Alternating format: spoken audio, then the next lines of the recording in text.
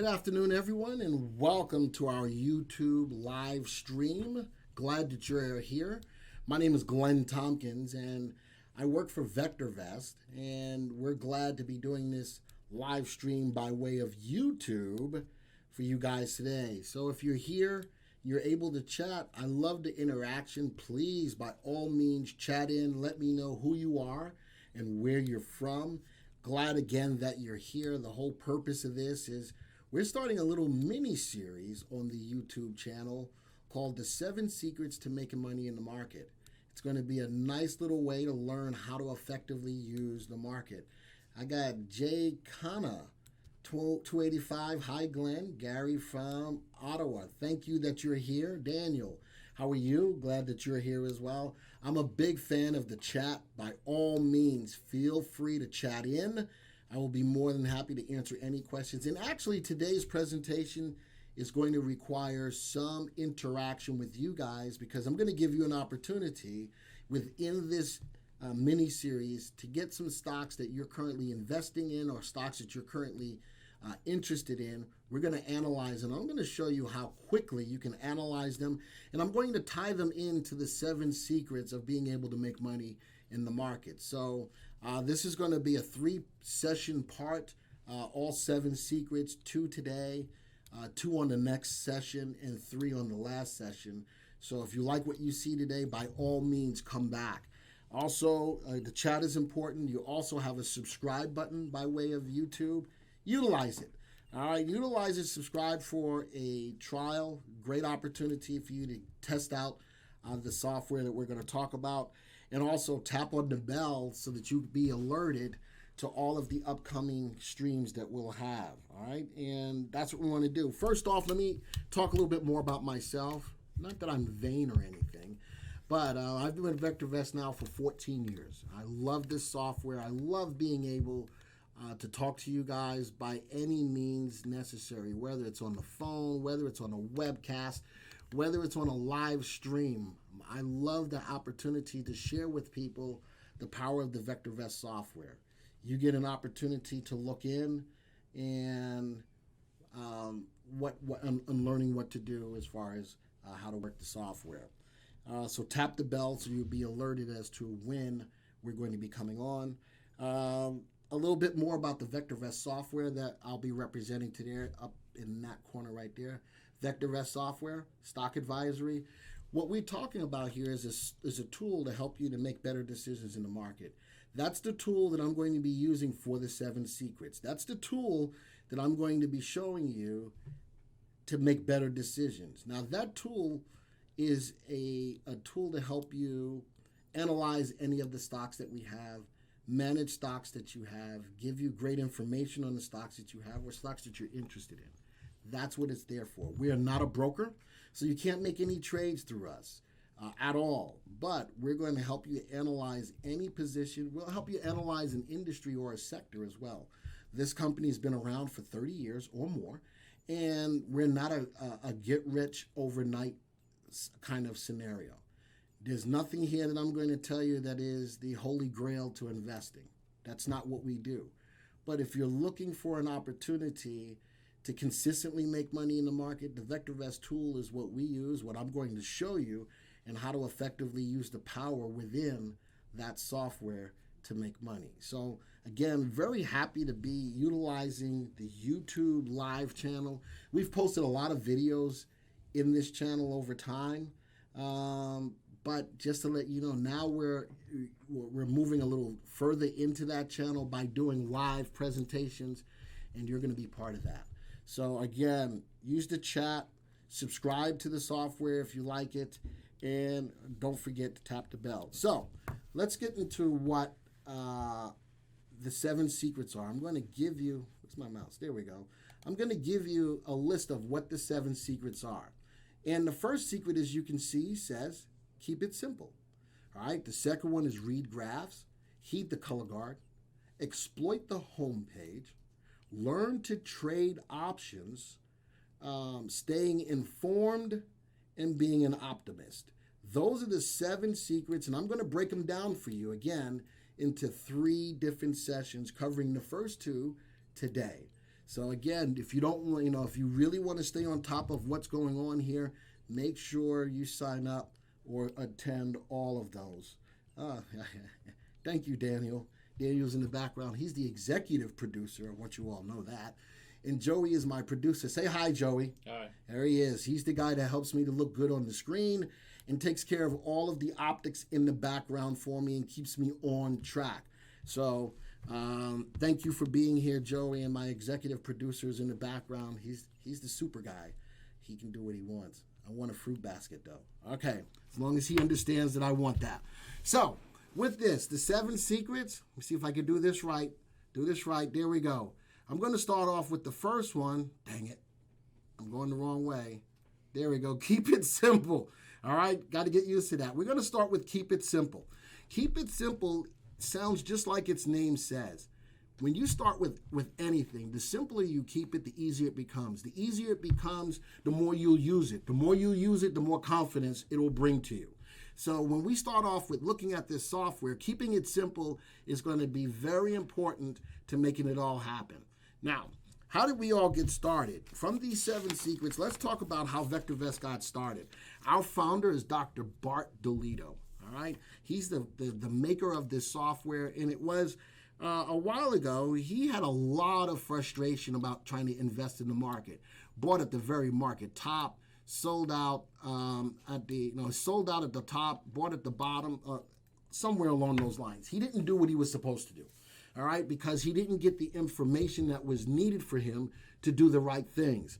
He didn't understand, he didn't get any information of knowing the answers of when to buy a stock or understanding what a stock is worth and when to buy, sell, and hold it. When to buy, sell, or hold it, what the stock is worth, and if it's safe.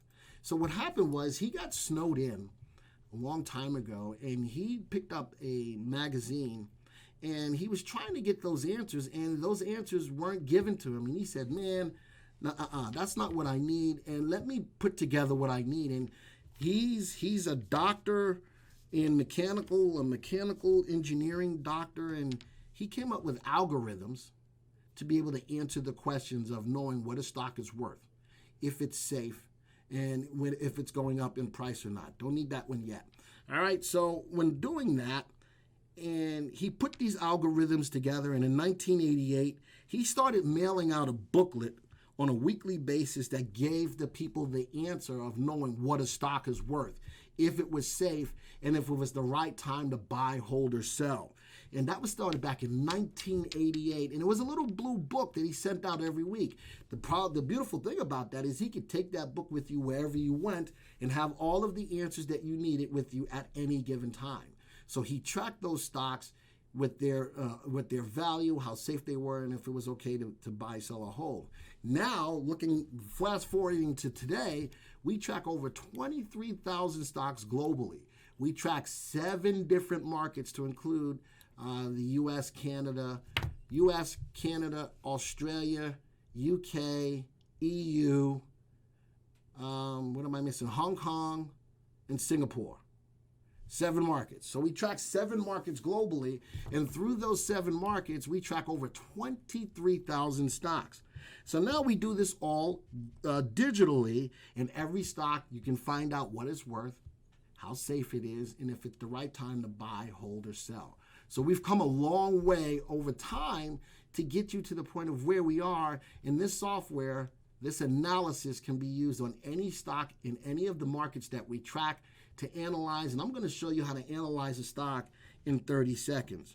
Now, as we talk about keeping it simple, you can get bombarded by a lot of data. But what VectorVest does is we take that data and we turn it into useful information. And the information is what you're going to need to make the right decisions. There's a difference between making a purchase on a stock, it goes up 30, 40%, you look like a genius. But the real trick to it is not only just buying a home run stock, but being able to buy stocks that consistently do what you want them to do, and that's go up. Now, am I going to tell you that every trade is a great trade? No. But I'm going to also show you how to mitigate trades, mitigate losses in this Keep It Simple version as well. Keeping it simple is going to be key to understanding what to do and when to do it. So now, the whole idea, go back to that graph for me, in keeping it simple, what do we want to do? We want to look at stocks. We want to buy safe. Nope, go back one. We want to, Oh, can I do that? No, I want to go back. Yep, this is what we want to do. We want to buy safe, undervalued stocks rising in price. So write that down, especially my new people out there. What VectorVest wants you to do is we want you to buy safe, undervalued stocks rising in price, but I want you to add one other thing, in a rising market. All right, buy safe, undervalued stocks rising in price in a rising market. Now, many of you, if you look at Wall Street is going to tell you to buy stocks that are falling, and that's the worst thing you can do. You'll see a lot of times, hey, you got to buy this stock. If you liked it at 20 bucks, it's now at 15. You want to buy more. Oh, you liked it at 15, you're going to really like it at 10. That's the worst thing to do. You want to buy stocks that are rising. You want to buy stocks that are rising in a rising market. The worst thing you can do is try to catch a falling knife. So if the stock is going down and you think that it's a good stock, wait for a better opportunity to buy the stock. That is all about keeping it simple.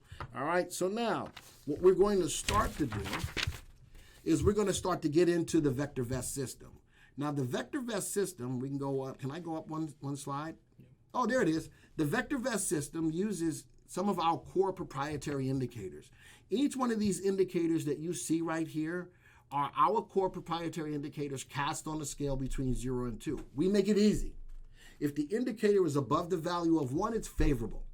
If it's below the value of 1, it's unfavorable. So just looking at the indicator right away will give you a feel of whether the indicator is good or bad. We'll talk about relative value. Relative value is a long-term indicator of value. Relative value looks at the long-term price appreciation potential of the stock. Listen to some of those words that I said. Long-term price appreciation potential. Over the next 1 to 3 years, should this stock, we can compare it to an alternative investment. What is that alternative investment? It's a AAA corporate bond. When you buy a bond, you buy it for the time that you bought it for. It matures. After it matures, you get all of your money back with a small interest. It's a relatively safe investment, but it doesn't pay a lot. But I know that it's a safe investment. What we do is look at a stock's relative value. If it's above 1, it's favorable. The more above 1 it is, the higher the probability that that stock will outperform that AAA corporate bond. So that puts in my mind, long term, that's a stock that I want to hold. All right? Next indicator is relative safety. That's the missing link. Because the biggest thing that moves a stock's price is earnings. There's 3 things that move markets globally. And in case you didn't know that, write these down. There's 3 things that move a market globally: earnings, interest, and inflation. Now, when you hear about what's going on in China, the back and forth between China and the trade wars, until that affects any one of those 3 things, it is just news. All right? When you talk about the government being shut down, and one thing I'm not about in this room, and I will never talk about politics, but when you talk about the government being shut down, until it affects any one of those 3 things, it is still news. The markets globally move on things like earnings, interest, and inflation. Hi, it's Montgomery from South Africa. Hello, Montgomery. Daniel's laughing. I don't know what I laughed about, what I said. Oh, your fruit basket? My fruit basket? Yes, I still want my fruit basket, executive producer. All right, so keep in mind, anything else you hear on the news is a news. Now, you'll notice that back in October where the market topped, we'll talk a little bit about that, we went into a nice volatile market, back and forth, because of all of the news-driven information. But notice that overall, we never stopped saying that we were still overall in a bull market. Even with the bear run, we were still in a bull market because none of the things, especially earnings were still favorable. Companies were still meeting or exceeding their earnings expectations. All right, so keeping that in mind, there are only 3 things that move the market. Relative safety is that missing link because we look at the consistency and predictability of a company's financial performance. When relative safety is above 1, this company is going to be more apt to meet or exceed earnings expectations. If they beat earnings, most likely the stock's price is going to go up. All right. RT, relative timing, is the most important indicator. Let's go back to the mantra. The mantra is to buy safe, undervalued stocks rising in price. RT is going to tell me if the stock is rising in price. RT above the value of 1, the stock is in an uptrend. RT below the value of 1, the stock is in a downtrend. So RT is that most important indicator because we need to know what's going on with that stock. We want you to be in rising stocks. Value, safety, and timing vector, VST. That is our master indicator, which takes into effect RV, RS, and RT. Stocks that have an VST above 1 are favorable, below 1 are unfavorable. And when we talk about getting into building a watch list, that is how we sort all of the stocks in our database across all of our countries. No matter what country you're in, when you pull up a stock viewer, it's always sorted by that master indicator, VST. All right, that's what it's all about. So remember, all of this is keeping it simple. Remember, still, buy safe, undervalued stocks, rising in price in a rising market. Now, this is where I need some help from you. I'm going to show you how to get into the program. And let's go see what I want. That is the viewers tab. What do I want, Glenn? Oh, Joey, I'm going to use my words. This is what I want. I want that one so I can show you how to build a watch list. Did I do it right, Joey? Go ahead. All right. So that's what I want. Let me tap this, make sure it's right. You'll notice that I've already got some stocks from the stock viewer. I'm going to come back to the stock viewer in a second. I'm going to go create a new watch list right now on the fly, but I need your help. I need some stocks that either you currently own or stocks that you're interested in, and Joey is going to help me build this watch list. I'm going to call this build a new watch list under my watch list. Click on new, and I'm going to build a new one called 7 Secrets YouTube. And this is where we're going to build a watch list on the fly, stored under my watch list. So folks, I need stocks from you to put into this watch list, and I'm going to show you how quickly we can build this watch list. Now, if you guys are afraid to talk, man, don't be. This is what I need. I need some help from you. All right, say something. Let me know. Chat with Glenn. That's right. Come on. If not, I'm going to start putting my own stocks in here, and I'm going to build my own watch list, but I need some help from you. Let's see what comes up. One of the best stocks that I like forever is going to be Apple, so I'm going to type in the symbol, AAPL. All right? I'm going to put a comma, and I'm going to put another stock. Still not getting any feedback from you guys. I'm still looking. All right? This is an opportunity for you guys to get a better feel of any stocks. Free analysis. I'm giving you free analysis on any stock. I'm going to say, what if you don't know the symbol for Walmart? What if you don't know? There we go. Daniel gave me Apple, which I already have up there. What if you, sorry, Canadian markets only. I got you, Jay Connor. I got you. What if you don't know the symbol for a stock? So I'm going to show you how to do that. Let's say you want to put in Walmart. You type in the company, WALMART. You notice that as you type that, the system is smart enough to show you what the symbol is for that stock. Simply click on it. It'll add that stock to the watch list. That box doesn't show up for them. Say again? That box doesn't show up for them. But okay. Well, that's fine. Let's keep on going. What other stocks? Ooh. Am I slow? Ooh, I'm delayed. Yeah, it's a delay. Okay, that's fine. Meat and glue. There you go. Thank you for that, Justin. I appreciate that. Meat, MEET, comma, GLUU. Any other stocks? Because if not, I'm going to keep adding my own. How about I add Ford? So I type in F for Ford. I hit comma, Ford, comma. What else do I want? How about ETFs? Give me an ETF, Daniel. You want an ETF? Let's track an ETF. Give me an ETF that you want. What other stock do I want to put in? I want to put in JP Morgan, JPM. I also want to put in Goldman Sachs, GS. Notice that all I'm doing is separating all of these symbols by way of a comma. I'll add an ETF, Daniel. How about, there you go, Disney. I like that. DIS, comma, Micron, MU. We track over 8,000 stocks in the United States. I know the ticker symbol for 7,963. So whatever symbol you put up there, I'll know it. How about that? Yeah. Ask I can't say that name. Ask said MU. He likes that. Gold, that's another one. How about GE? I'm going to sing again. GE, we bring good things to living. We bring good things to life. Remember that commercial? Yes, and I always tell people I show my age. WWE, why not? WWE, World Wrestling, right there. Let's try gold, GLD. Thank you for that, TP. SQQQ, we can do that. SQQQ.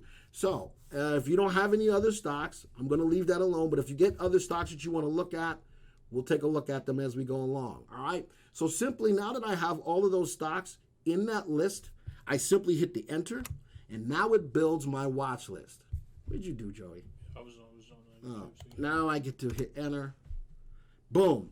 Now my watch list is going to be created, and there it is. So now, all of the stocks that you gave me, let me show you the power of what I just did. We got 2 more coming.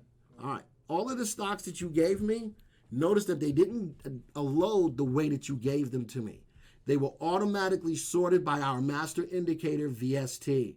So the stock that's got the best combination of value, safety, and timing is at the top of the list, sorted all the way down. How cool is that? So it just didn't take them and just load them in. As I typed them in, it automatically sorted them so that the stocks with the best combination of value, safety, and timing are all sorted all the way down. So how cool is that? So let's go back to our mantra. We want you in safe, undervalued stocks that are rising in price in a rising market. So let's start off with GLUU, GLUU. The stock is currently trading at a price of $9.72. Now, when we say, we also want you to know what your stock is worth, how safe it is, and if it's got a buy, hold, or sell recommendation. Well, in order to see what the stock is worth, it's got to be compared to a value. We assign a value on every stock every day. That is intrinsic value of what we feel that stock is currently worth. It is not a target price. It's what we feel the stock is worth, and somebody put that, and what it's worth, and it gives me a feel of no target price, but is the stock over or undervalued? Now, most of you, before I go to the chat, most of you will use PE. If you've already been in the market for a while, you'll use PE. The problem with PE is that it's subjective. I could put 20 people in the room, give them different PE numbers, or give them one PE number, and I'll get different explanations of whether or not they feel it's under or overvalued. There is no unification on PE. It says if a PE is this level, it's under or overvalued. So we take that out of the equation. We assign a value for a stock. It is an intrinsic value of what we feel the stock is worth based on earnings and earnings growth, amongst other things, to give an intrinsic value on a stock. So GLUU is trading at $9.73. It's got a value of $8.04. Readable best data. Thank you for that. LIFA gave me that YZA.IR. Keep in mind, I'm only in the US database right now. In order for me to pick up that stock, it's in a different database. I would need to have that database open. So everything that I'm showing you right now, you can move that over, Joey. Everything that I'm showing you right now, 2 more. Everything I'm showing you right now can be used in any marketplace, any one of the markets that we track. But that's where we stand right now. Let me put in those other 2 stocks. 2 more stocks came in. TQQQ, Gush, GUSH. Notice that as I hit the enter, it's going to automatically tie them in to where they fit by way of VST as well. All right, notice that GLUU is still on the top. Let's continue analyzing that stock. Stock is a little bit overvalued. When a stock's price and value are within 10% of each other, the stock is considered to be fairly valued. Now, the next indicator, RV, that looks at the stock's long-term price appreciation potential. All right. Wow, really? Thank you for that. Asks, let me know that he subscribed. They subscribed. Excellent. I appreciate that. That's awesome. Being that, you get to see the data, at least try it out, test drive it, folks. Next indicator, RV, the stock's upside potential compared to a AAA corporate bond. Remember, these are all cast on a scale between 0 and 2. Above 1 is favorable, below 1 is unfavorable. RV at 1.46 tells me that over the next 1 to 3 years, glue should outperform that AAA corporate bond by 46%. This is a stock that I would want to hold long term. Relative safety, the indicator of risk, the consistency and predictability of a company's financial performance. Below the value of 1, this tells me when glue comes out, when earnings for glue comes out, it may or may not meet or exceed earnings. All right? So I can use that as a ticker, as a way of saying chances are that the stock will or will not exceed earnings expectations. RT tells me if the stock is in an uptrend or not. RT above 1, stock's in an uptrend. The higher above 1 it is, the faster in an uptrend it is. The more below 1 it is, the faster in a downtrend it is. So I can look at this stock, say that it's got good upside potential. It's moving fast now. When earnings come out, though, it may or may not meet or exceed earnings, and the stock is a buy recommendation. So very quickly, meet. Let's do this real quick. 5.49, value 3.18.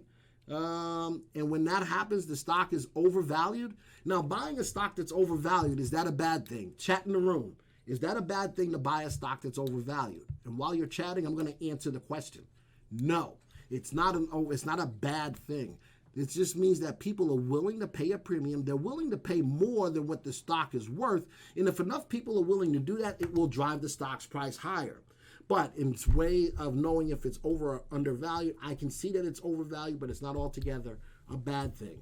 Let's look at the next thing, relative value. This stock it probably will not outperform a AAA corporate bond over the next 1 to 3 years. So long term, I may not want to hold on to that stock. All right? Relative safety above the value of 1. The stock stands a good chance to meet or exceed earnings expectations, which will help the stock's price go higher. But the big thing, the stock is above the value of 1 as far as relative timing. The stock is definitely in an uptrend. You know what this tells me? That this is more of a technical play because the fundamentals of the stock, which are the RV and the RS, may not be nearly as good as other stocks, but it is definitely moving up in price.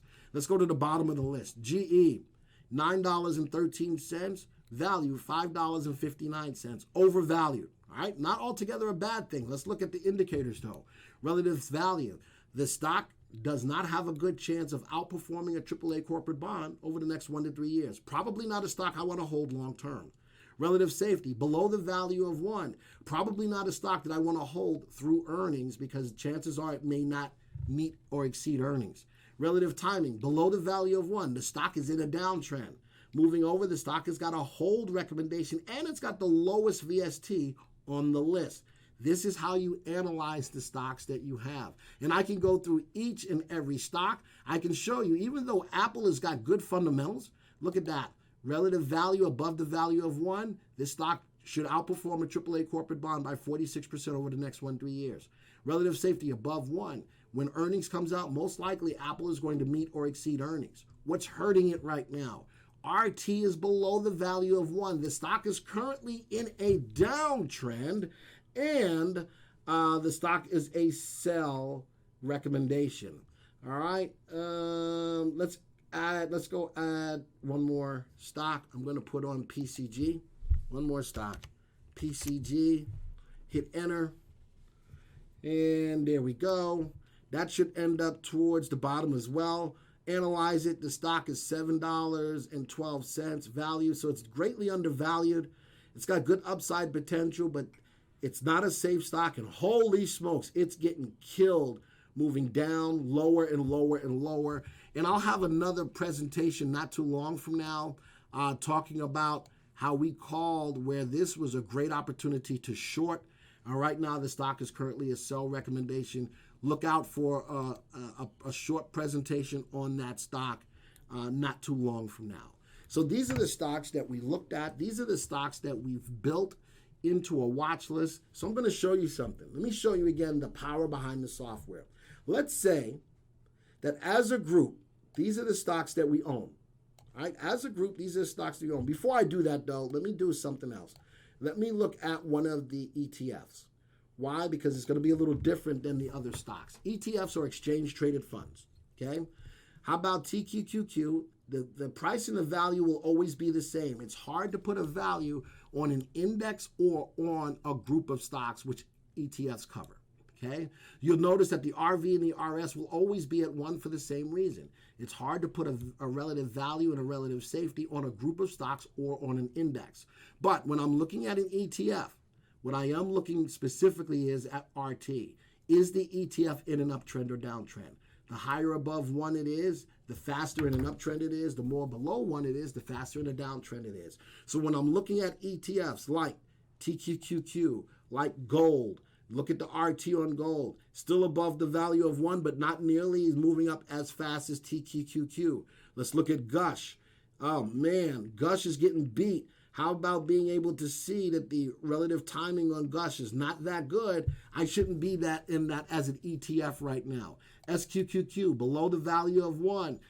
The RT is going to be key in telling you whether it's okay or not okay to be in an ETF at any given time. So I wanted to show that as well. As you wanted to look at ETFs, they will not give you a value and you will not get changes in RV and RS. They're going to always be defaulted to 1. So the one who asked me about the ETFs, hopefully that makes sense to you right now. Did you see that, Joey? Mm-hmm. All right, are we still good to go? Mm-hmm. Excellent. All right, so as we continue to go, all of the stocks that you put in here are all sorted by our master indicator VST. So now I'm going to take this back a little bit more.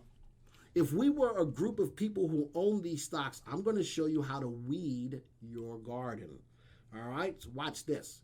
Sort this list now by RT. Remember, that's the indicator that tells you if a stock is in an uptrend or not, right? That is the most important indicator. Excuse me. That is the most important indicator. If I own a stock and RT is above 1, the stock is doing exactly what I want it to do. Remember, what are we looking for? Safe, undervalued stocks. Let's go find one. Safe. Let's go to, not that one. What do I want to look at? I'm going to see if I can find one. Here we go. Safe, undervalued stocks, 35 to 56, that are rising in price, RT above 1 in a rising market. So I can go through this list and specifically choose the stocks that I should be in based upon our mantra, buying safe, undervalued stocks rising in price in a rising market. All right, Micron would fit that bill. Is there another stock that fits that bill? Disney, undervalued, safe, and rising in price. Disney is another one. Safe, relative safety, safe, undervalued, 110 to 137. Undervalued stocks rising in price, RT above 1, not by a lot, but still in an uptrend in a rising market. So I can go through this list of stocks and make a decision. I removed the weeds choking the portfolio. I know, so let's talk about that. By removing the weeds, I'm finding the stocks that have an RT below the value of 1. I'm going to highlight all of those. These are the stocks with RTs below 1. These are the stocks in your portfolio that are not going up. All right? All of these RTs are below the value of 1, and I'm ticking real time. I'm ticking. That's why these colors are changing. I'm ticking real time. All of these stocks have RTs below the value of 1. These are the stocks that are hurting your portfolio. If you're not a subscriber to the software, this is one thing that I'm going to tell you to do. Once you become a subscriber, and I'm going to say it that way, once you become a subscriber, make sure you take your stocks and you put them into a VectorVest watch list. From this, we're going to start saving you money right away because you're going to find the stocks that are hurting your portfolio, and those are the stocks that you need to weed out of your garden. So even though I might like these stocks, I love Apple. I love that Apple is undervalued. The fundamentals, the relative value and relative safety are good. They're above the value of 1. But RT is below the value of 1. So you know what that means? This is a good stock, but not the right time to buy it. Does that make sense? This is a good stock, but not the right time to buy it. So you know something? Take it out of your portfolio and wait for a better buying opportunity. You're looking at oil. How about that RT is below the value of 1? It's moving down. It's hurting your portfolio. How about the SQQQ? Moving down, hurting your portfolio. And of course, PCG is way as far as it can go to the bottom without being at 0 yet as far as price, but way down. And these are the things that you need to get out of your portfolio. So let's say you do get out of these stocks. Where do you go to replace stocks to heal a broken portfolio? Well, I'm glad you asked me that question. Even though it wasn't in chat, I'm glad you asked me that question. I'm going to tell you, first place to start off, go to our stock viewer. From our stock viewer, you're going to be looking at the over 8,000 stocks that we track, 8,086 stocks that we track right now. What you're looking at from the stock viewer are all of the stocks in our database sorted by our master indicator VST.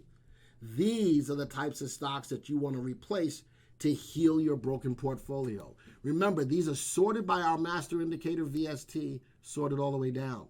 This is the kind of stock that you want to replace. Most of these stocks are going to be undervalued, mainly to the point of being safe, going up in price.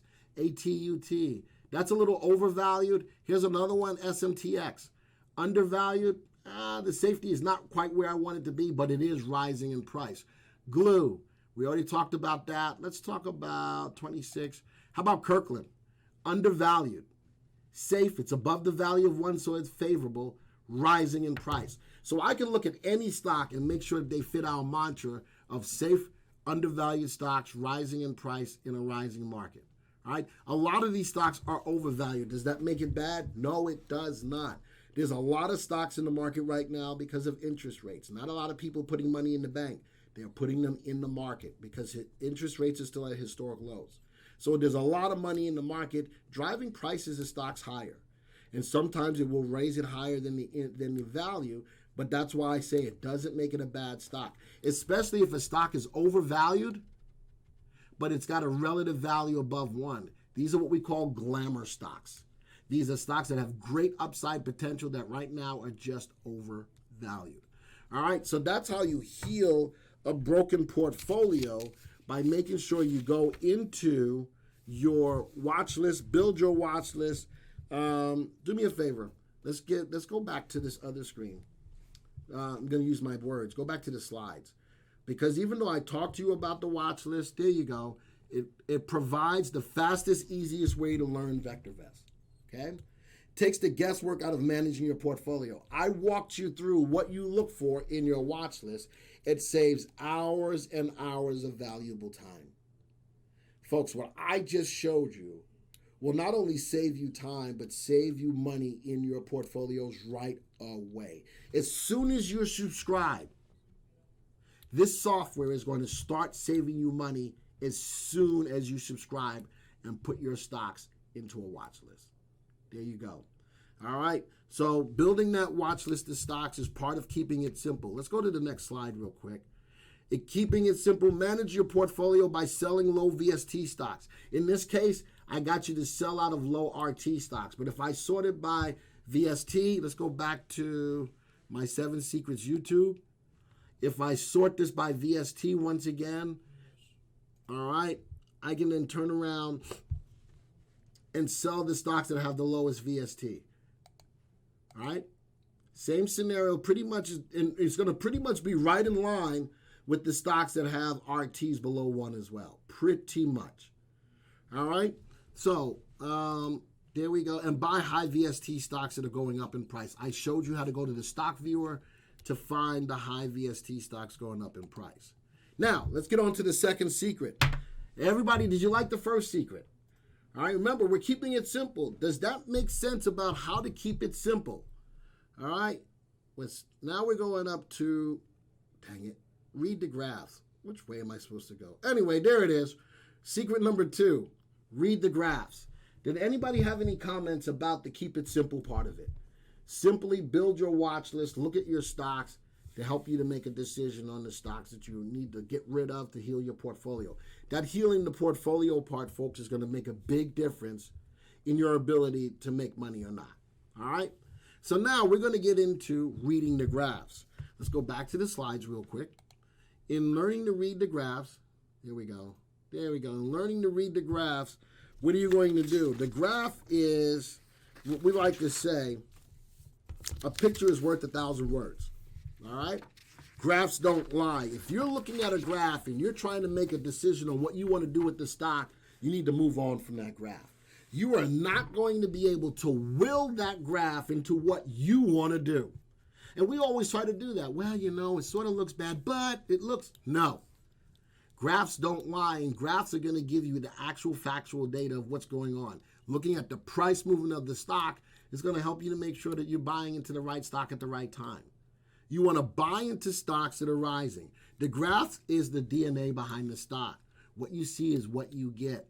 And sometimes it is a story that you don't want to hear.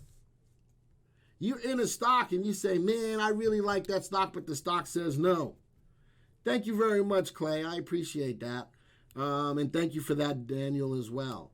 All right. All I'm saying is don't put yourself in a situation where you look at the graph and you try to talk yourself into the stock. Don't do it, especially if you own it. If the graph doesn't look good, you might want to consider selling it. Stop talking yourself into that stuff. Go back to that. There we go. And what you want to do when you're looking at a stock is you want to favor smooth patterns moving from the bottom left to the upper right. All right? That's what you want to do. So now, what do I want to do? I'm making sure. Nope, so good. Now I'm going to stay right where we are. And I'm going to now go back to, what am I looking at? Oh, nope, that's not what I want. I want the graphs. How do I put these into the graphs, Joey? You have to take this. Okay, so I'm going to move that over. I'm going to bring up my graph. I'm going to build graphs of the stocks that we built into our watch list. Oops, there it is. All right, I'm going to build these stocks into the watch list. All right, so sit there and just watch me work. Watch me work, baby. All right, let's go to GLUU, MEET, DIS, MU. Now that we've looked at these stocks and analyzed the stocks, before you buy any stock, always take a look at the graph. AAPL, TQQQ, GLD, WMT, Ford, PCG, Gush, SQQQ, man, look how quickly I could build that list. So now, what did I say we needed to look for? Let me move this back over. All right, and then minimize? Nope, just leave it? Oh, okay, so let me do this. Yeah. Remember I told you what we look for in a graph? What did we say? We want to favor smooth price patterns rising from the lower left to the upper right. How about that as a graph? Do you like that as a graph? Yes or no? Come on, folks, chat it up. Chat it up. This is some good stuff right here. Is that a good-looking graph? Is that a stock that you would go out to buy if the market's conditions were conducive to the stock moving higher? Yes or no? Come on. This ain't no time to be shy. Don't be my backseat Baptist. Move up to the front pew and come talk to me. All right? Even if you don't want to chat it in, I'm going to tell you, yes, that's exactly what we're looking for. We're looking for stocks that move from the bottom left to the top right.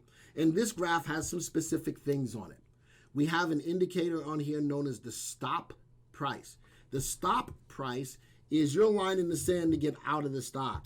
Men lie, women lie, but graphs don't lie. There you go, Daniel. That's right. What you're looking for here in that stop price. Stop price is a 13-week moving average adjusted for the fundamentals of the stock. What are the fundamentals? Relative value and relative safety are the fundamentals of the stock. So you can't just take a 13-week moving average, put it on a stock, and call it a VectorVest stop criteria. It is your line in the sand. When the stock's price falls below the stop price, like it did here, okay, the stock automatically gets a sell recommendation. I will do a presentation where I talk about how a stock gets a buy, hold, or sell recommendation. But for this presentation right here, as soon as the stock's price falls below that stop price, the stock automatically gets a sell recommendation. When it goes back above, it will get a hold. And in order to get a buy, other things need to happen for the stock to get a buy. But that is your line in the sand. Once a stock's price falls below that stop value, that should be a good time for you to consider getting out of the stock. RT, remember that's the indicator that tells you if the stock is in an uptrend or not. How about when the stock's price fell below the stop price, RT fell below the value of 1. The stock was also in a downtrend. Now, earnings, which is the engine that drives the stock's price higher, was still rising. Even though the stock's price fell, earnings is the engine that drives the stock's price higher. What happened to the stock's price? It rose higher.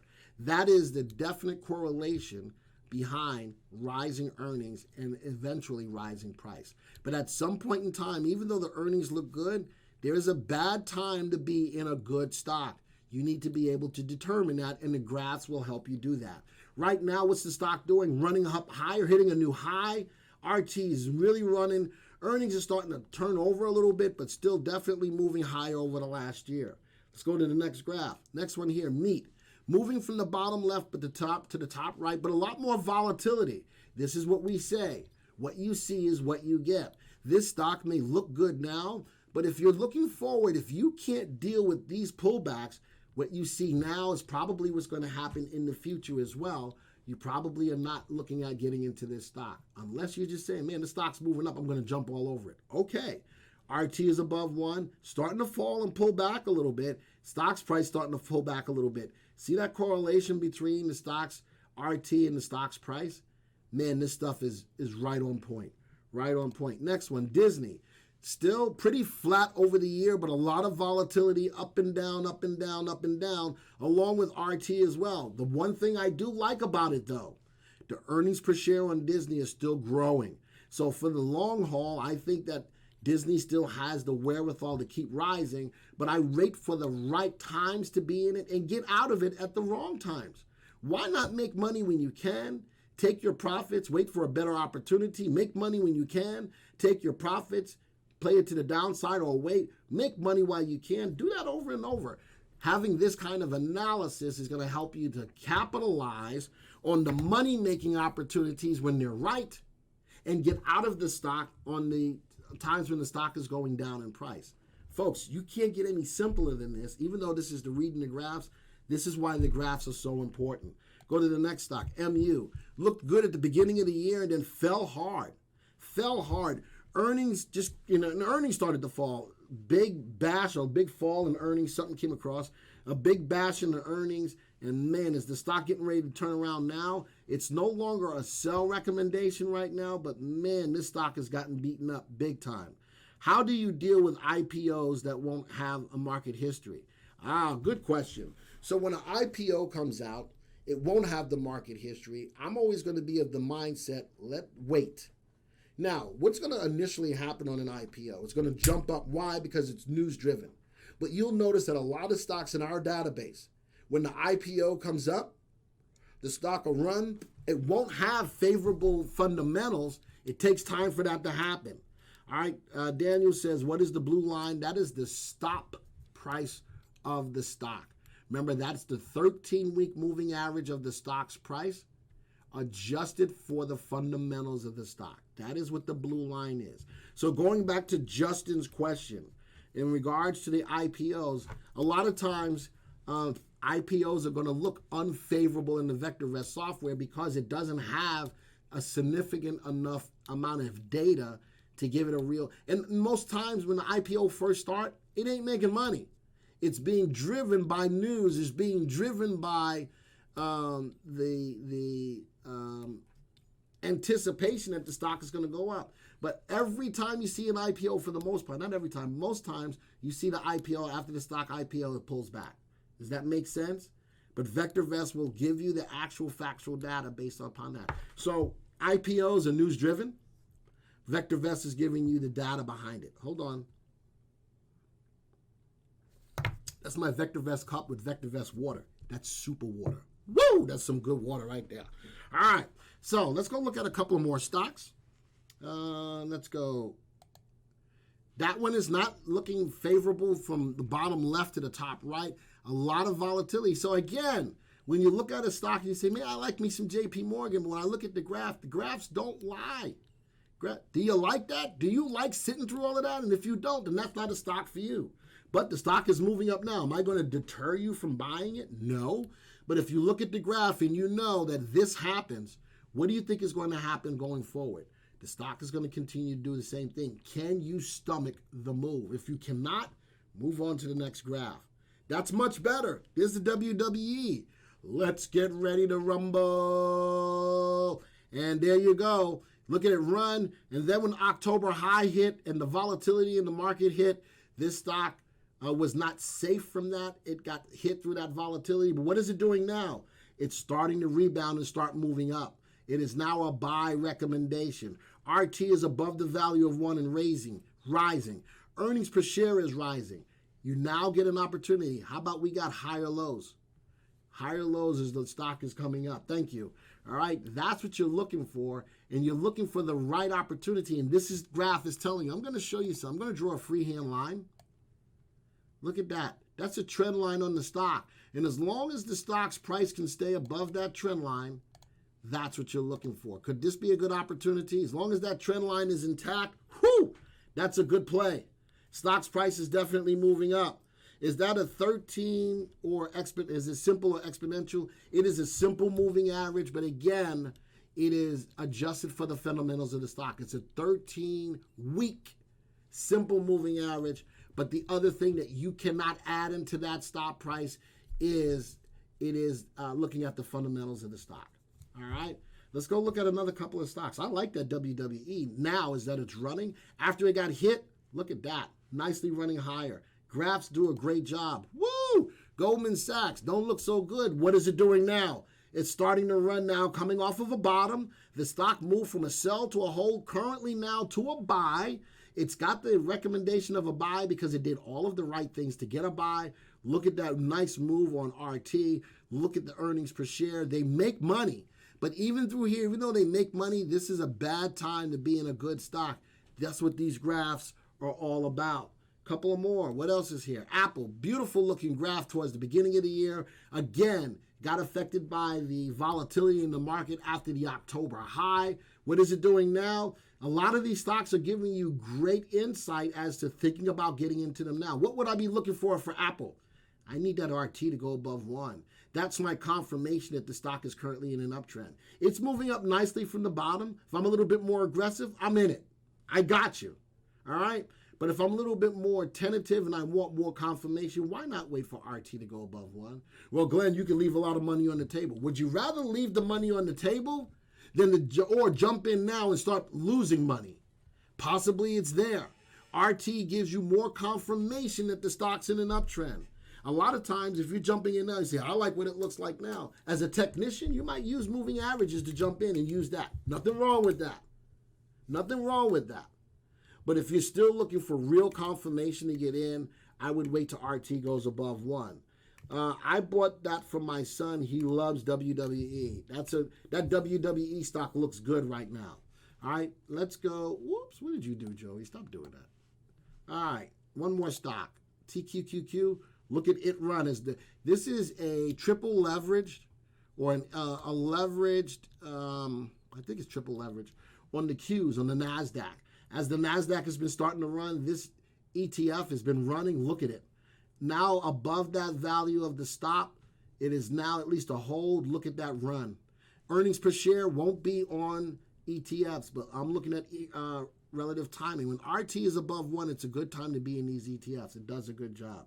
One more time. I got 7 minutes. All right. Goldman Sachs fell, now starting to rise. Notice that it never got a sell all year. That's the difference between a 13-week moving average that you can put on a stock and a 13-week moving average that's adjusted for the fundamentals. Even though this stock fell as hard as it did, the fundamentals were still in place so that the stock never fell below its stop price. So then, does that make sense? That's why you can't just take a 13-week moving average and put it on a stock and call it a stop price. That's not how it works. Real quick, let's go through some of the other graphs that are available. I minimize it. Doesn't matter. I go back. Oh, I could have stayed there. I'm going to get to pick that up. All right. Some of the other graphs that are available, I'm going to click on Add New. Click on Stock. We have an industry or sector graph. How many people are interested in marijuana stocks? I'm not going to ask that. I'm going to scroll down and let's go look what that industry looks like by way of a graph. I'm going to go down to healthcare marijuana. How cool is that? And look at the marijuana graph. How about looking at that industry? I can see that back in August, that industry was on a tear. Holy smokes. Then it fell hard. And now it looks like it's on a tear again, but now moving sideways. How cool is that? How strong and how powerful is a graph to be able to look at an industry, any industry you want? I'm going to click on Add New. What else can we do? We can look at a sector graph, market timing graph, We can look at a market climate graph. The market climate graph is a 30,000-foot view of the market. A performance graph will compare a stock to a stock to an industry to an industry, a stock to an indice. Anything I want, and I can make a watch list graph of any watch list that I own. All right, so man, oh man, one last thing. Let's look at the market timing graph. Remember what we said? We want to look at safe, undervalued stocks rising in price in a rising market. Our market timing graph is where you're going to time the market. Coming off of the low here, look at what the market's doing. Market's going up. So now go look at your list of stocks. Are they safe stocks, relative safety above 1? Are they undervalued? Are they rising in price? Is RT above the value of 1? And are we in a rising market? Holy smokes, folks, you're going to put yourself in a heck of a situation if you follow those things. And all I did right now is comprise, keeping it simple, along with reading the graphs. Those two secrets in and of themselves are going to put you in a much better position to consistently make money in the market. Joey, can you put me on the main screen? There you go. All right. So hopefully, folks, the first two secrets for making money, oh, there we go. Keeping it simple and reading the graphs. That's what we just did. Dang it. Oh, whatever. You can read it. To keep it simple and reading the graphs, hopefully that makes a little sense to you and hopefully takes and demystifies the market. For anybody in here who's new and you think that the market is a hard thing to do, these 7 secrets are going to put things into perspective for you. For anybody who's a veteran, seasoned investor, I'm going to say that these 7 secrets will hone in on what you're currently doing and help simplify the process. If you can simplify the process, it's easier to use. If it's easier to use, the more profitable you'll be. The more profitable you'll be, the more confidence you will have. And it all stems around confidence. You're only going to use stuff that you're comfortable using. These 7 secrets are going to put into your hands a sense of being more confidence, a sense of confidence that you probably haven't had before. That in and of itself is well worth it as well. Secret number 3 is called heed the color guard. All right, and I think Joey's going to get to it. Oh no, go to 149. It starts at 149. You're on 104. Go all the way down. I'll tell you.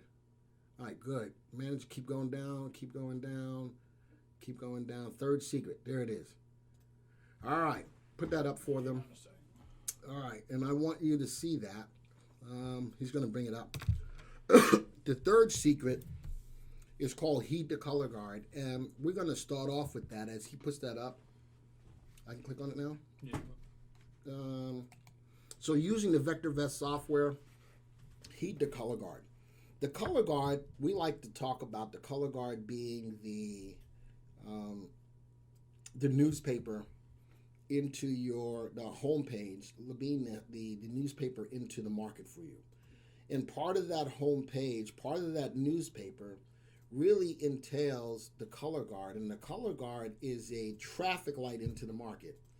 How many of you feel that having a traffic light into the market is beneficial? Again, I'm going to try to get you guys to chat as much as I can. How many of you feel that having a traffic light into the market is beneficial? All right, as I give you that opportunity to type it in, I'm going to keep moving on.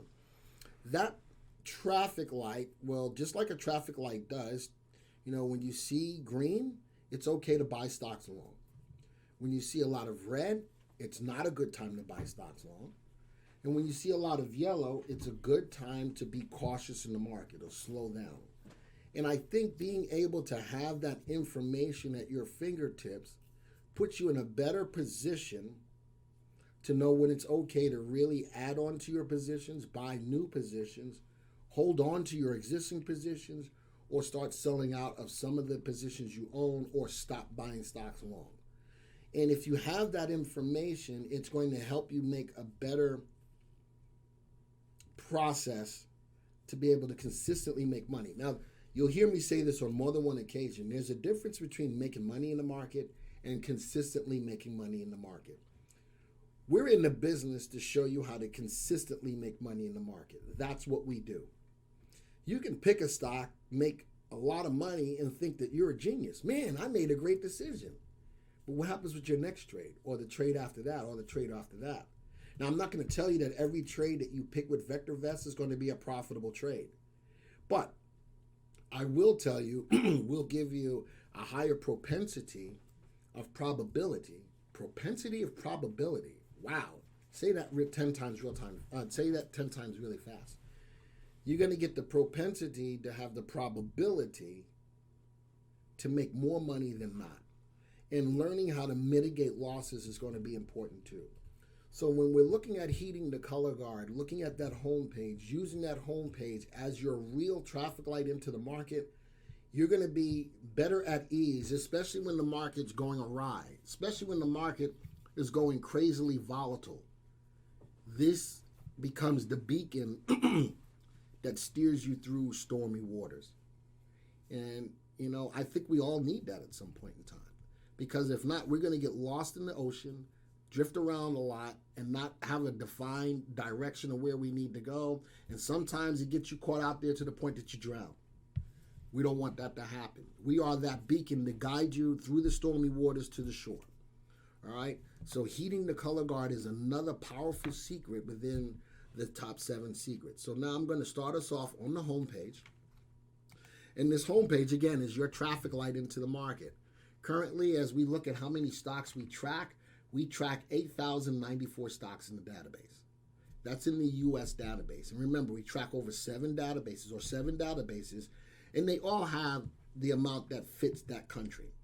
Okay? The databases reflect the countries that they track. We track the U.S., Canada, Australia, UK, EU, Hong Kong, and somebody else. I'm probably missing one body. Hong Kong and Singapore. Singapore is the 7th country. So we track 7 countries, and each one of those have stocks that fit in their respective countries, based on that. But we track the most stocks in the U.S. database, which is 8,094. Every stock in our database gets a buy, sell, or hold recommendation. That's important. Because just because a stock has a buy recommendation doesn't always mean it's the right time to buy stocks. That's important because that's why market timing is important. Market timing tells you the direction of the market. We time the market, and in timing the market, we don't prognosticate which way the market's going to go. We follow the trend of the market and keep you on the right side of the trend. By keeping you on the right side of the trend, you're going to be able to know whether it's okay to buy stocks or not buy stocks. Hold on to your stocks, manage the trades, or start to think about closing out of positions, all right? So every stock gets a buy, sell, or hold recommendation. And if I move over to our market timing gauge, this is our day-over-day traffic light. It tells you on a day-over-day basis, are we bearish, neutral, or bullish? Right now, with today's activity in the market, we are 3 ticks into the green. We give the guidance as to what this information means. The color guard is bullish. VectorVest does advocate buying safe, undervalued stocks that are rising in price at this time. Very straightforward. Very straightforward. So that's why I'm letting you know that this homepage is your traffic light into the market. This is your daily traffic light. Now, if I want to look more into a more in-depth traffic light, I go down to the color guard, and this is where we start to talk about heating the color guard. The color guard tracks 3 of our market timing indicators every day. Price, which is the price movement of the VectorVest composite. Well, let's go back up a little bit. This is the VectorVest composite. The VectorVest composite is an indexed arithmetic average of all of the stocks that we track. So all of these stocks, 8,094 stocks, are tracked into one indicator called the VVC, or VectorVest composite. It is an indexed arithmetic average of all of those stocks, and currently that average of all of those stocks is currently trading at, where am I? I have it. I'm trying to get it. Okay. It's currently trading at $44.05. Now, we track that indicator on both the week-over-week and day-over-day basis, and currently today, it's up 0.9%, 8.87%. We also track the other indexes in the market, the Dow. which tracks the movement of 30 stocks, up 0.9%. The NASDAQ, which is the movement of about 4,300 stocks, tracks the movement and we can see how far it's up. Now, let's go see. Somebody said, I invited some friends. Thank you, Ask Lepades. I appreciate that. Benoit says, how the sound is not high. We're working on that. I think we turned it up a little bit, and hopefully, Benoit, that is a little higher. Hopefully, let me know if it's not. All right. Need to set reminders for these. It's not easy to find. I'll talk about that in a second. If you in your YouTube, you should have in the top right-hand corner a little bell. Looks like a little bell. Click on that bell, and that bell will help you to set up reminders for when the next presentation is going to be. All right, that's what you do. Use that little bell as a means to set up your reminders. All right, or see when the next presentation will be coming up. All right. So as we continue to look on at this color guard and looking at the price movement of the VectorVest composite, today again it's at, we were talking about the NASDAQ. The NASDAQ tracks about 4,300 stocks. It's up 1.19%. That's the leader of the major indices today. But keep in mind, it tracks about 4,300 stocks, but it looks at very tech-heavy stocks. So the Googles, the Apples, the Microsofts, well, not Microsofts, but a lot of the tech stocks are traded in the NASDAQ. Problem is with that, you're putting a lot of your eggs into one basket. Not all of them, but a lot of eggs into one basket. And all it takes is for a stock like Apple or Google to do good or bad. It can affect that whole NASDAQ. All right? The S&P 5 and 100 track 5 and 100 stocks respectively.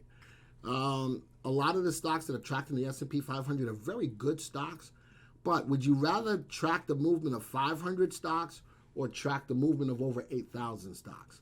And there again comes the VectorVest composite. All of these indices are up today, so the market is bullish today. That's the reason why our market timing gauge is 3 ticks into the green on a daily basis, and it tells you it's okay to buy stocks today. Go down to the color guard. I'm going to expand this out a little bit, change it from a small to a medium. Now, what does that do? I'm going to give you more information on how to effectively time the market or effectively heed the color guard to know, and I'm going to teach you a couple of things. I'm going to teach you how to get in and out of the market very easily by way of that color guard. Turn your mic up a little bit. Turn my mic up a little bit. Okay. Is that the right way? Yeah, I think so. Is that better? I think you went the wrong way. Try the other. Should be to the right. I'm turning it to the right. Okay, that should be good. How about I move this up a little bit? Maybe pull closer to you. Yeah, there you go. Hopefully that makes sense. Does that sound better? Oh, I hope so. And Joey is letting me know if that sounds better or not by way of your chat. Hopefully that sounds better. I turned the mic up and I moved it closer. So hopefully that sounds better. Did he say it sounded better? No, yeah, but they're on like a 30-second delay, so. All right, so that's fine. Now, looking at the color guard. Remember, the color guard tracks the movement of these indicators. The price is the price movement of the VectorVest composite. We track its movement both on a day-over-day and week-over-week basis. The next indicator, RT, stands for relative timing. The RT looks at the short-term price trend of the market. This indicator is cast on a scale between 0 and 2. We make it simple.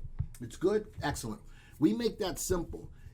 Between 0 and 2, if the indicator, any indicator that we have that is on that scale, if that indicator is above the value of 1, it's favorable.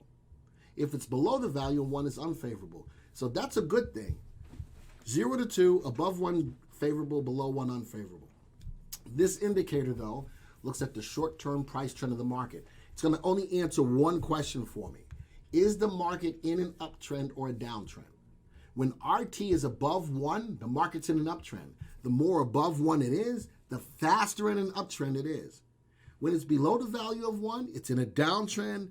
The further below 1 it is, the faster in a downtrend it is.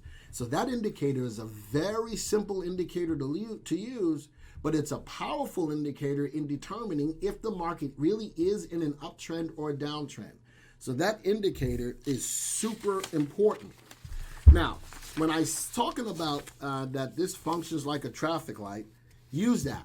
Green, today, green is bullish. It's good and okay to buy stocks.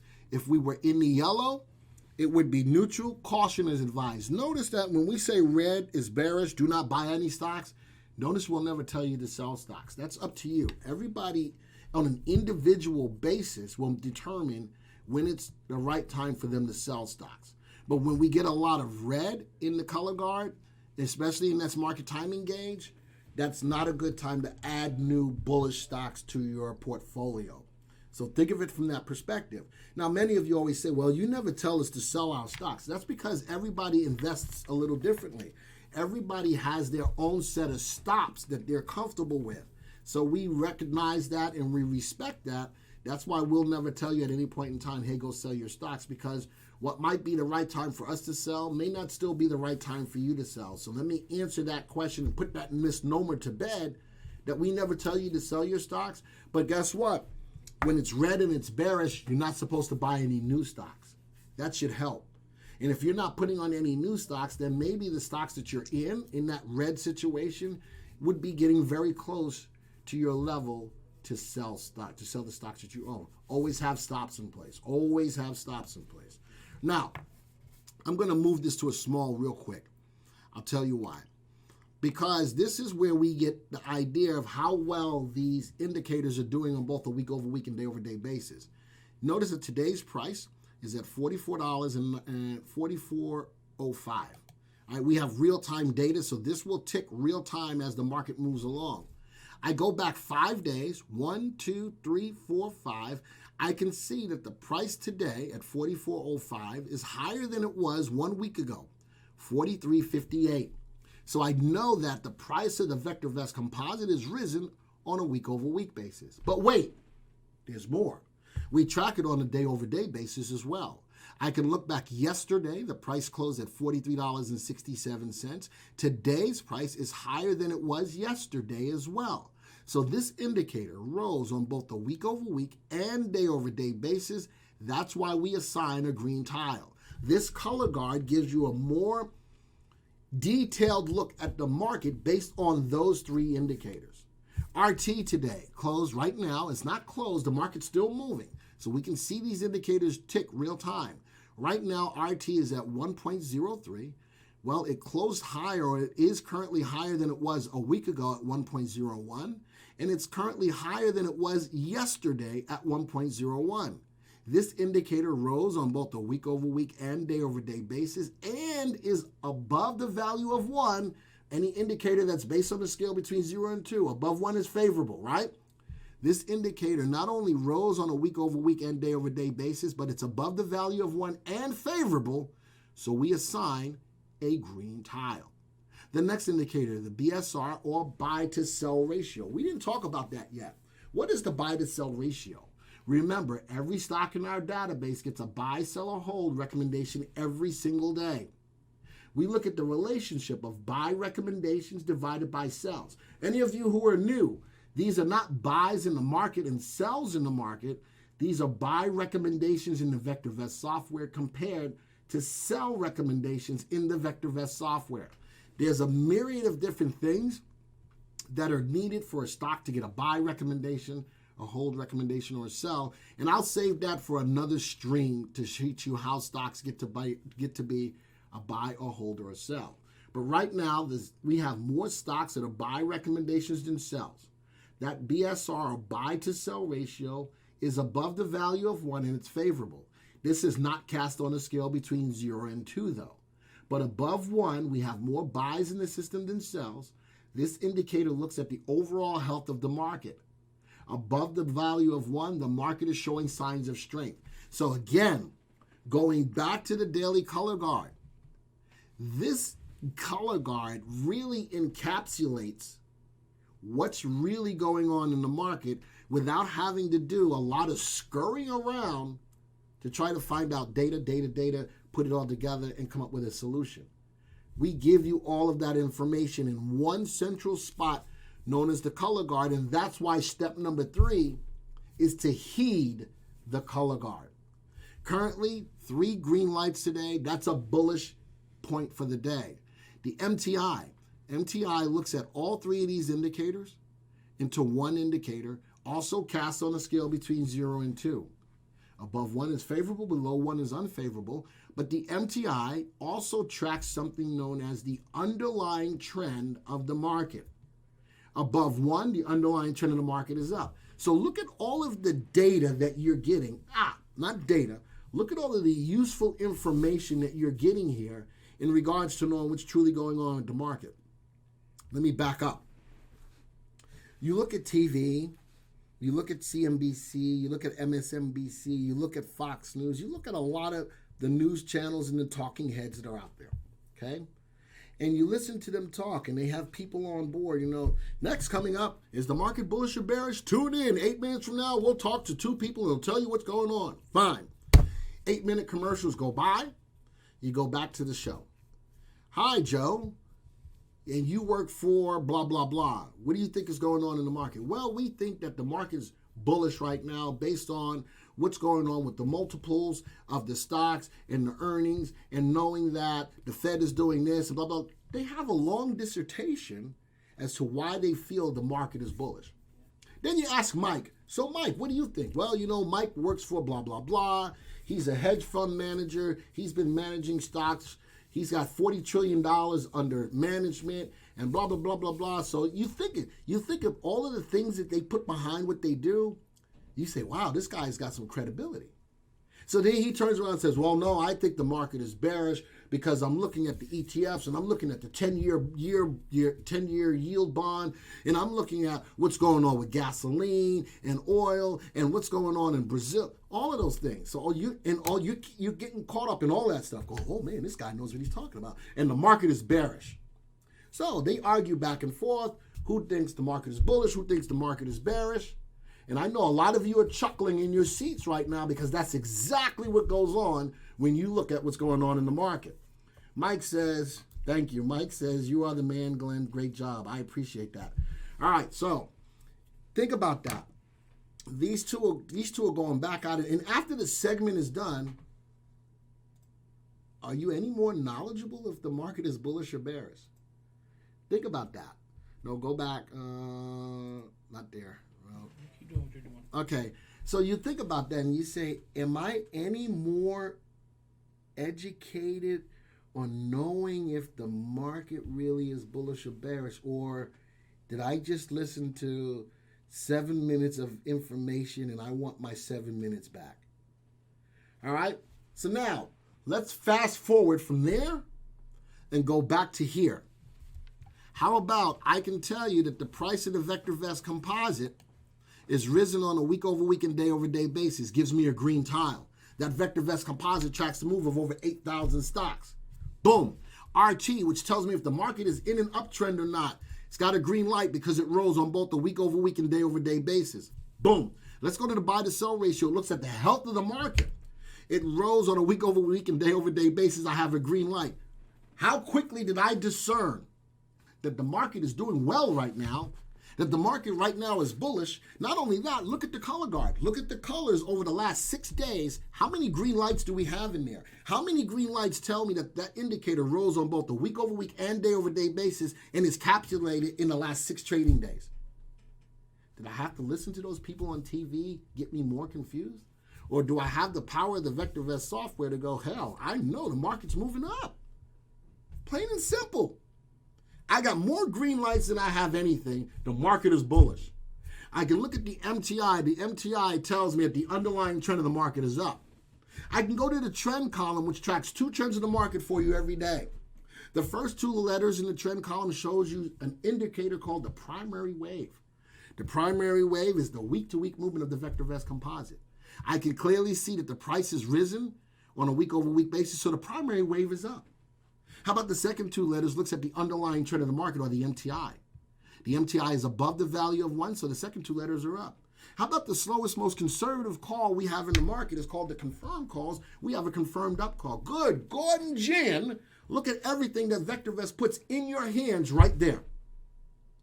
Do I have to look at the TV and now make the decisions? Do I have to get a newsletter in the snail mail to say, hey, look at this report? Do I have to get an email from somebody saying, get this free report, these stocks are going up, blah, blah, blah, blah, blah? No. I got the power of heating the color guard, the third secret, heating the color guard to do what I got to do. So let's go back to what the slide says. It functions like a traffic light. Green is bullish. It's okay to buy. Yellow is neutral. Caution is advised. So in that color guard, right now, we got more green than anything. The color guard does not tell you when to sell. I talked to you about that because everybody's feeling on selling is different. So we respect that. So you got to feel what and you know something? How do you know when to sell? What's your threshold for pain? What's the most you're willing to lose on a position? That needs to be in your trading plan. That needs to be in your trading plan. The most amount of money I'm willing to lose on a position, that should be your stop. Plain and simple. So now, can I go to the next one, Joey? Woo! All right, another thing when heating the color guard. Watch the daily color guard reports. Let's go back to here. Watch the daily color guard reports. And we don't have it here. We have it here. All right, watch the daily color guard report right here. All right? That is a nightly, that's why. That is a nightly video that we do every night. We tell you what went on the market today, and we prepare you for tomorrow. If you're a subscriber and you're not watching that, you're doing yourself a disservice. Somebody like me, a senior instructor, will report every night as to what's going on in the market. Use that information. So not only use the color guard, use that daily, use the color guard report to back up or affirm what's going on. Now, before I move on to the next slide, I want to show you something. Now I'm going to put this back onto medium and actually move you on to this one. All right. Remember I told you I'm going to show you when you can get in and out of the market? Let's go back here. We had a confirmed down call. That's the slowest, most conservative call we have, okay? What was going on in the market? January 8th, a green light in the color guard pricing column. Okay, green light in the color guard, that's a bullish sign, even though we had the longer term signal as a down. As a more aggressive trader, I could have been in the market. I could have been in the market for 1, 2, 3 days. Okay? At that time, when you get a yellow light, you don't buy any new stocks. But if you need more confirmation than just having the green light, then maybe you look for the primary wave up and the green light. That is good for the prudent investor. If I didn't have a primary wave up, or if I had a primary wave up and not a green light, the aggressive trader would be in the market. The prudent investor would wait a little bit more. Now I need more confirmation. There's the confirmation, green light. So now as a prudent investor, I'm in. If I need more confirmation, how about I wait until the MTI goes above the value of 1? That means the underlying trend in the market is up. So now, a little less aggressive, primary wave up, green light, and the MTI above 1. How about I give you a fourth opportunity? How about when you're looking for primary wave up, green light, MTI above 1, and a confirmed call? The slowest, most conservative timing signal would have had you in on January 18th. So no matter what type of investor you are, we have the means to get you in and out of the market using this color guard. Folks, this is why you heed the color guard. Watch the daily color guard reports. Oops, hold on. And what else is on here? Watch the daily color guard reports. And now we're going to go into the fourth secret, which is exploit the homepage. Anybody have any questions on how to effectively use the color guard? That is one of the most powerful things that we have in this software. You dry at I was. That can be dry. I don't know what you're talking about. Oh, coming down. Thank you for your feedback.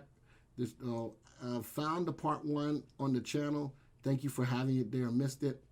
There you go. There you go. Thank you. That can be dry.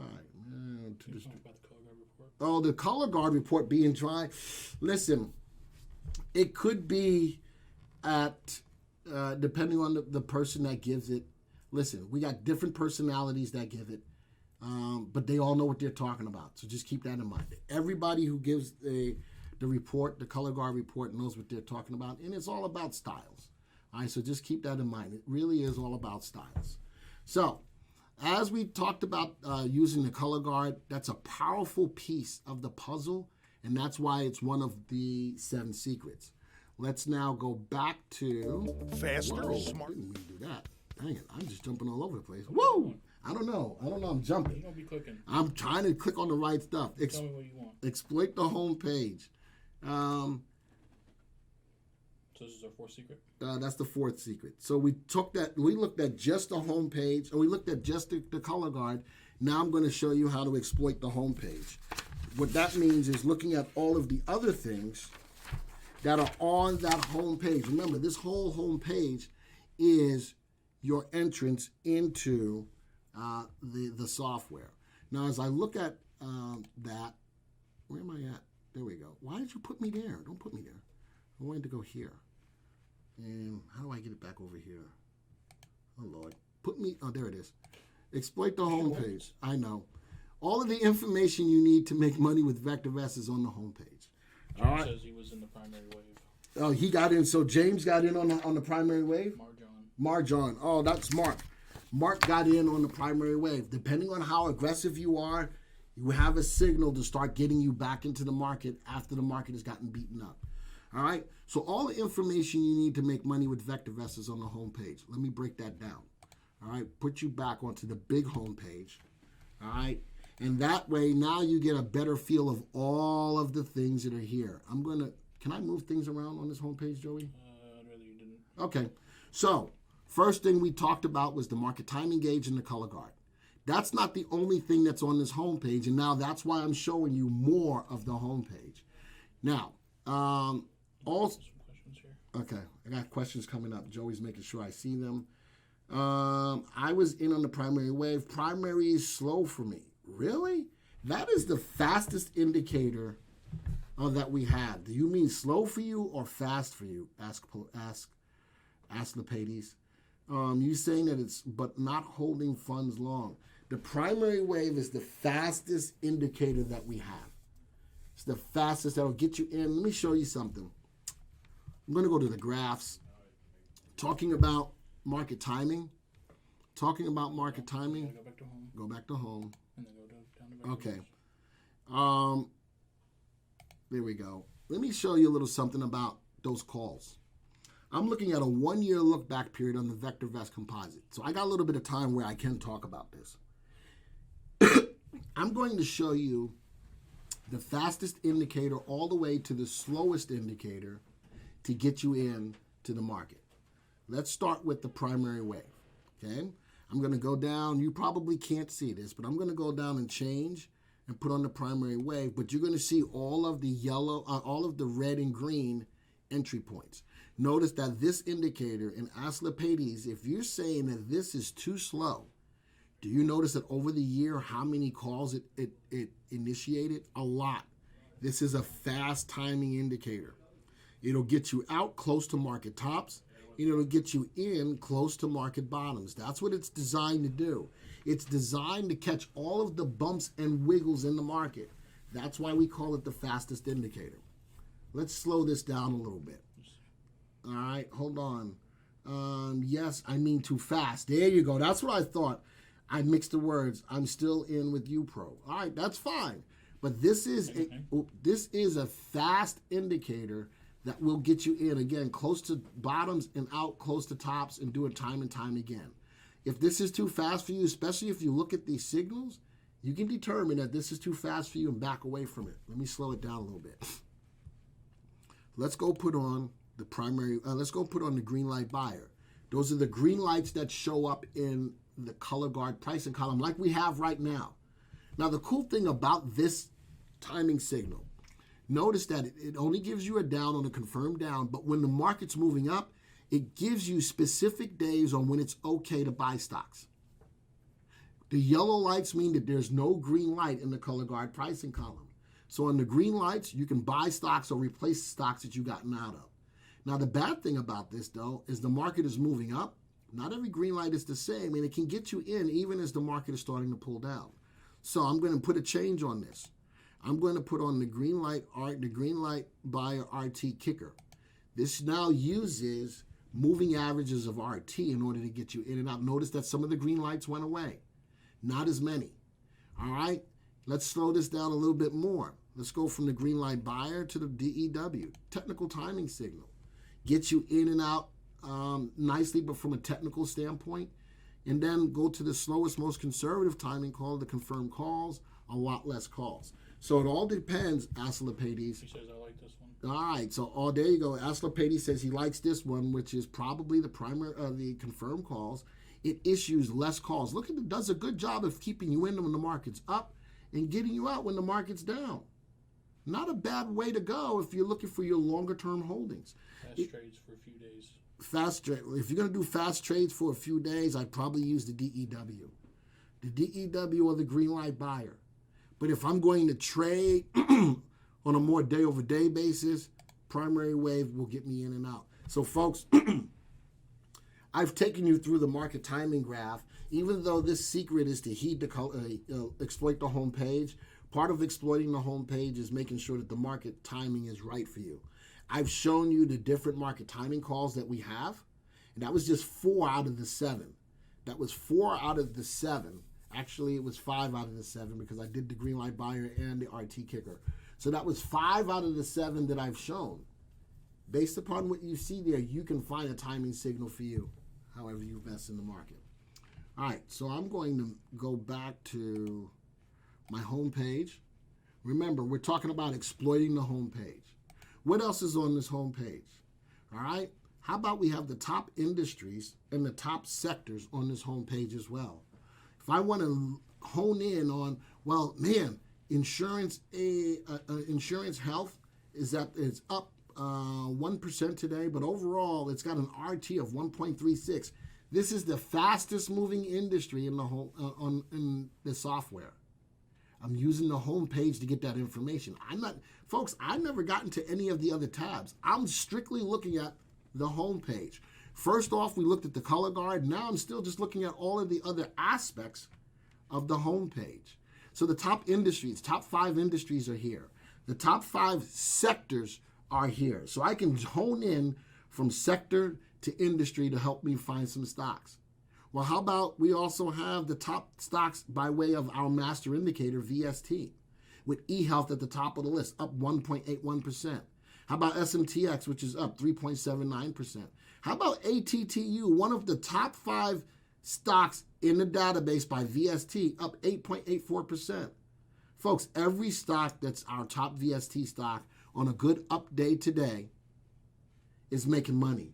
How about that's a good place to be able to find stocks whenever you want them? If you don't know what searches you want to look at yet, how about looking at our top VST stocks, using that with market timing? Folks, does it get any simpler than that? Think about it.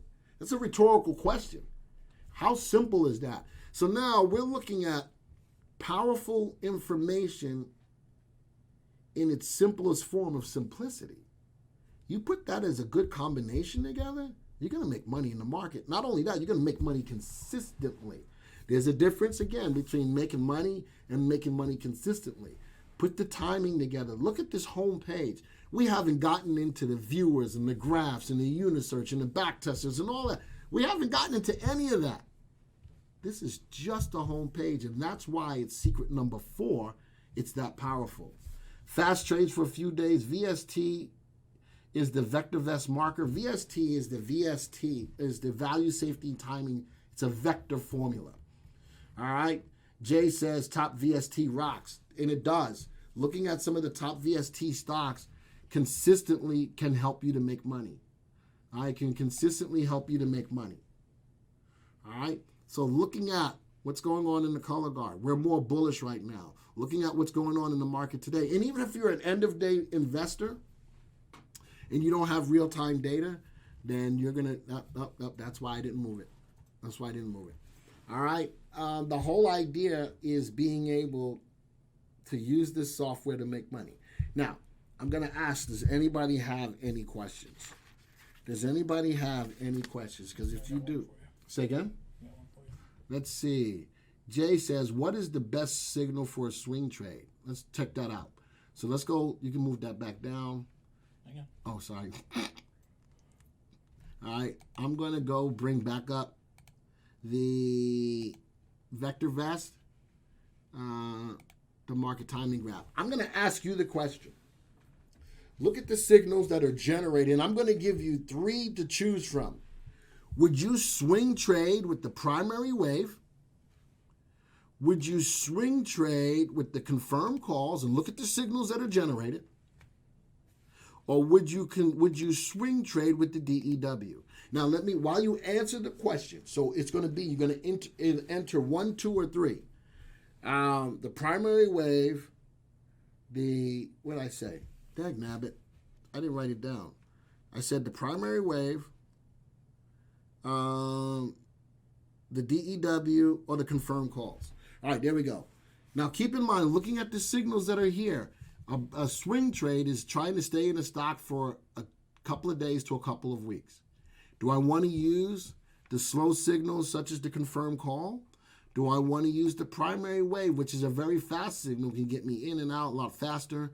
Or look at the signals on the DEW. Will that help me to stay in the stock a couple of days to a couple of weeks? So type in 1, 2, or 3. 1, 2, or 3, or put the name, the primary wave, the confirmed call, or the DEW. So I'm going to let you guys answer the question. I know what the answer is. Too fast, go again. So ask the Pallades. I'm going to tell you. There you go. I'm going to move that over. I'm going to tell you what I said. The 3 that I made mention are going to either be the confirmed calls. Look at those signals. All right. The primary wave. Look at those signals. Or the DEW. Look at those signals. The whole idea is I'm trying to hold stocks for a couple of days to a couple of weeks. Out of those 3 timing signals, which would you use for swing trading? All right? True. Second one? I'm going to be looking at the DEW. That's the one that I want you to get involved to. 3 would have been the DEW. Everybody who's typing in 3 or typing in DEW, based on those signals, that's exactly the one that you would be looking at for a swing trade. Yes, Ed J, I want to do this trading. What is the best signal? So there you go. You can move that over. So now, Jay talked about what was the best signal for swing trading. Asclepiades said that he wanted to also get on board with the swing trading. I'm going to tell you that the DEW, look at that, couple of days to a couple of weeks to the downside, couple of days to a couple of weeks, back and forth, couple of days to a couple of weeks. This one really works out really well for a swing trade perspective. I think that the primary wave is too fast. That's good for shorter term trades. All right. Namely, I could be in a stock in today and out tomorrow, technically. And that can happen over and over. If I'm looking at the primary wave, I'm only buying while the primary wave is up. And when the primary wave is down, I'm either sitting on the sidelines or playing the market to the downside, one of the two. But the DEW is a good signal to hone in for your swing trading. And again, the difference between a day trade and a swing trade. Day trade is I'm in a stock for a couple of minutes to a couple of hours. A swing trade, I'm in a couple of days to a couple of weeks. And on a longer term conservative, I'm in a stock for a couple of weeks to a couple of months. I believe that the buy and hold is long gone to the wayside, and the paradigm of buy and hold changed in the 2008-2009 time period when we had the financial crisis. Too many people are still afraid to get into a buy and hold scenario because they don't know when another crisis like that will happen again. People are still missing out on opportunities to play the market to the upside because they don't want 2008 to happen again. I will tell you this, that the majority of the money that I made in the market when I grew my portfolio was made in the 2007, 2008. VectorVest had us out of the market, and I was playing the market to the downside. And I was playing a lot of options to the downside. I made a lot of money in a short amount of time playing those options to the downside. A lot of money, where a lot of people were still holding on to stocks, and they were taking big losses, down 50, 60% in their portfolios, in their 401ks, in their IRAs. Whereas I was capitalizing on what VectorVest gave us. Why? Because I was able to heed the color guard and exploit the homepage. That stuff is so important. That's why it's one of the 7 secrets. These are secrets that If no, you're going to make yourself into a better investor. There's no doubt in my mind. All right, I'm primarily going to stay in slides for secret number 5, which is learn to trade options. So Joey, put them into that for me. All right, and I'm primarily going to stay in the slides for this as we go along. Where's the mouse? I lost it. There it is. And I'm going to keep up I can move this over here. All right. So the 5th secret, all right, this is now ending the 3-part series. The 5th secret, learn to trade options. Now, why is it important to learn to trade options? Oh, I took it from you, Joey. Let's start off. All right. Options can be used to do a few different things, all right? Provide leverage. And we're going to go into these individually. It will provide leverage on your trades. How about if you're knowing that a stock is trading in excess of $100 to $200, how can you effectively trade that as a trade? Options will help you to provide leverage to be able to trade stocks that are up in excess of $100 to $200, okay? Reduce the risk. Remember I told you that options are primarily made to be less riskier. We're going to explain that as well. It lowers your costs. All right, we can generate income and increase alternatives in being able to make money. You notice that the last statement there says, but they must be used properly. And this is where people get confused on, man, options are no good because they just don't work, and I've gotten burnt on more than one occasion. So understanding how to use them properly is going to build your confidence in being able to play options. Keith says, hi there, rookie investor here. Should I trade regular stocks for a while before going to options? My answer to that is yes. Learn how to effectively use market timing. Use that traffic light on the home page of the VectorVest software to know when to get in. Invest in stocks that that are part of how you invest in the market, and knowing when to get out, knowing when to buy, what to buy, and when to sell. Those 3 things you need to concentrate on. And I can take everyone here down all different types of paths. But if you're a new player to the market, my suggestion is look at the first 4 secrets, especially the first one. Keep it simple. Keeping it simple means getting confidence in what you're already doing or learning how to do, Keith. Learn that first before you venture off into everything else. Nail that down. Does that make sense? Hopefully it does. Nail that down first before you get into options. But if there are people in here that are already comfortable in what they're doing, options is another tool in the tool belt to help you to make money. Right now, your tool belt is thinly lined. All right, there's not a lot of tools in there yet. Use the tools within the VectorVest software to hone your craft. And as you then hone your craft, you can now better yourself by learning other things, and options is a good thing to learn. So hopefully, Keith, that made sense. Joey will bring the chat back over to me if there's anybody else that chats in. All right, so keeping that in mind, understanding that they must be used properly. If I click on that, there they are. They must be used properly, and we're going to talk about that. So let's talk about providing leverage. Margin accounts provide 2-to-1 leverage in your trading account. So if you get a margin account, if you got $100,000 in there, you can now use up to an extra $100,000 of brokerage money. That increases your leverage. It increases both risk and reward. So now if I have $100,000, but I'm using $200,000 to invest in the market, I can grow my reward exponentially. But if I lose money, I can lose money exponentially. So now, 2-to-1 as far as a margin account is concerned. When I look at options, though, talking about leverage, I have 10-to-1 leverage. How does that work? That works because, remember I talked about stocks that were up in excess of $100 to $200? An option, 6-month option at the money, tends to cost about 1/10 of the price of a stock. Say, for instance, putting it into an example. Let's say that I have a $250 stock that's rocking. Well, I don't want to spend $250 per share. If I do that and I want to get 100 shares, what's that, $25,000 that I have to put out of my pocket to trade 100 shares of that $250 stock. Is that right, 25,000, or is it 250,000? Somebody type in the room. My math is horrible. My math is horrible. Can you mute me for a second?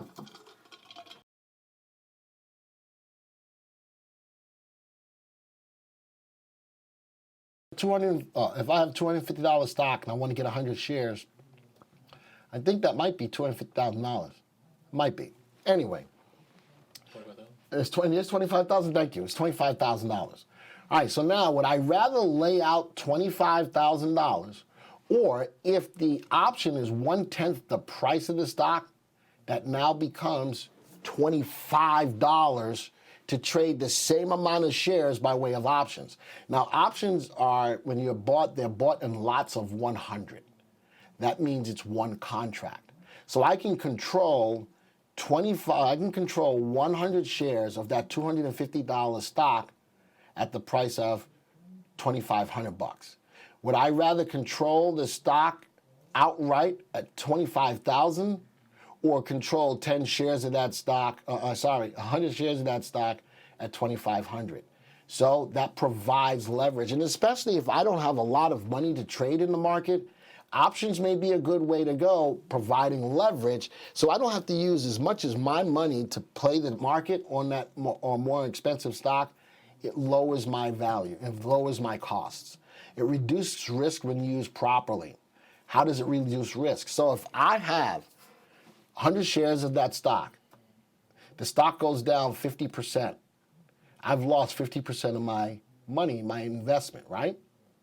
But when you buy a call on a stock, okay, that's what that 10 to 1 leverage. 1/10 of the stock's price equals out to $25 a share. Okay, 100 shares brings out $2,500. If the stock goes down 50%, the most I can lose on that option is the premium I paid to get into that trade. If the stock goes down 40, 50, 60%, I can only lose the premium I paid for that option.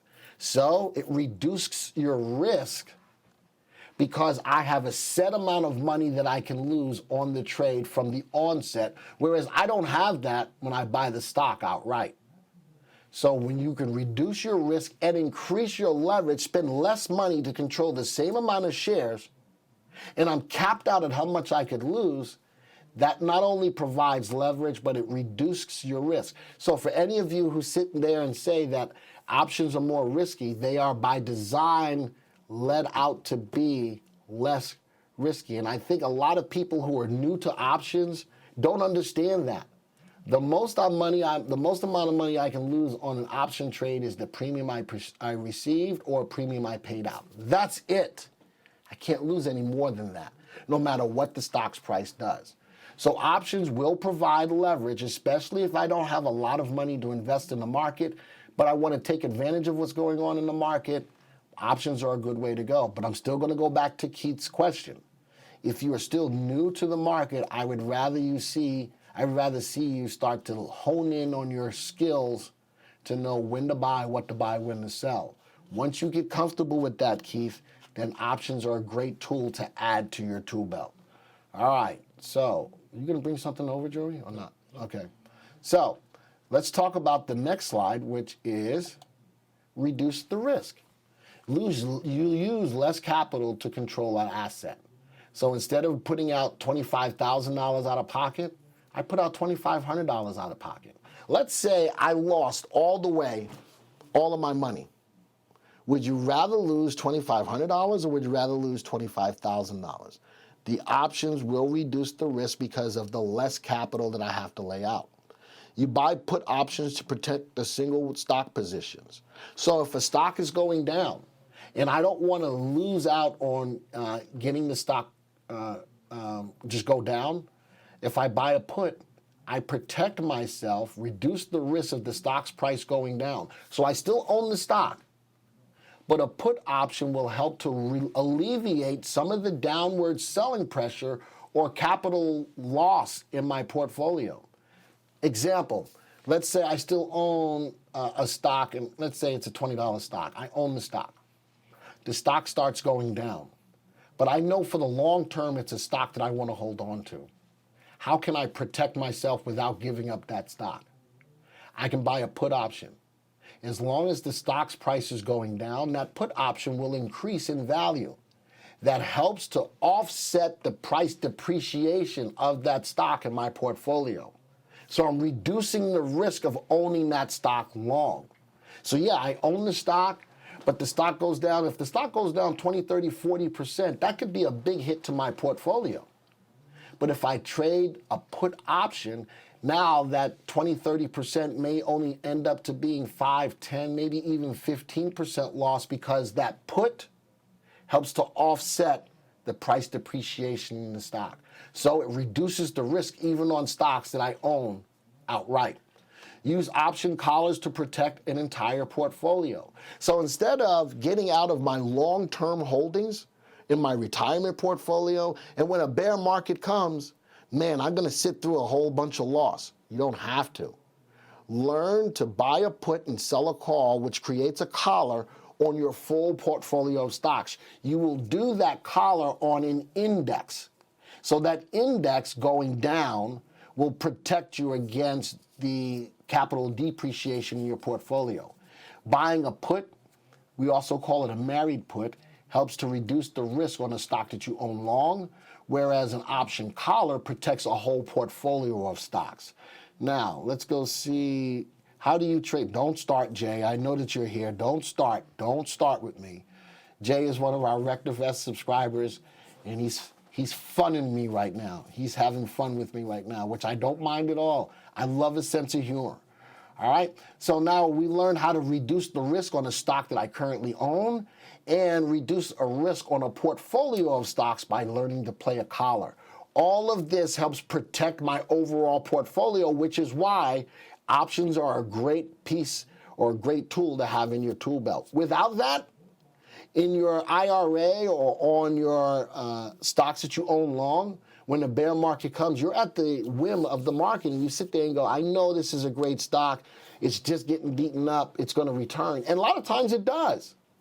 But do you want to sit through a big pullback in your portfolio? Options will help to protect that big pullback in your portfolio. All right, so now options will help you to reduce risk. What else can options do? Options will help you to lower the cost. Sell covered call options. So now if it's a stock that I own and I sell the covered call, now if the stock gets called away, you know something, I've still made money on the stock. It will generate income, but if it gets called away, I lowered the cost of the stock because I took in a premium. By taking in the premium, it lowers my overall costs on the stock. That's a great thing. And then by selling the covered call up to the call that I sold, that's the most amount of money I can make on that trade. And if it gets called away, I made capital appreciation on the stock, plus I took in a premium. By taking in that premium, it lowers, because I took in more money, it lowers the cost of my stock. Sell put options on stocks you would be willing to buy. That's a little tricky and a little bit more aggressive. Let's say I like Apple. Apple's trading at $200, okay? Let's say I sell a put at $180. As long as the stock's price stays above the put that I sold, I'm going to be just fine. But now the stock goes down in price. And now it breaks through that put price that I sold. That put that I sold, once it goes down below that strike of the put that I sold, the stock gets put to me. I now own Apple at $180.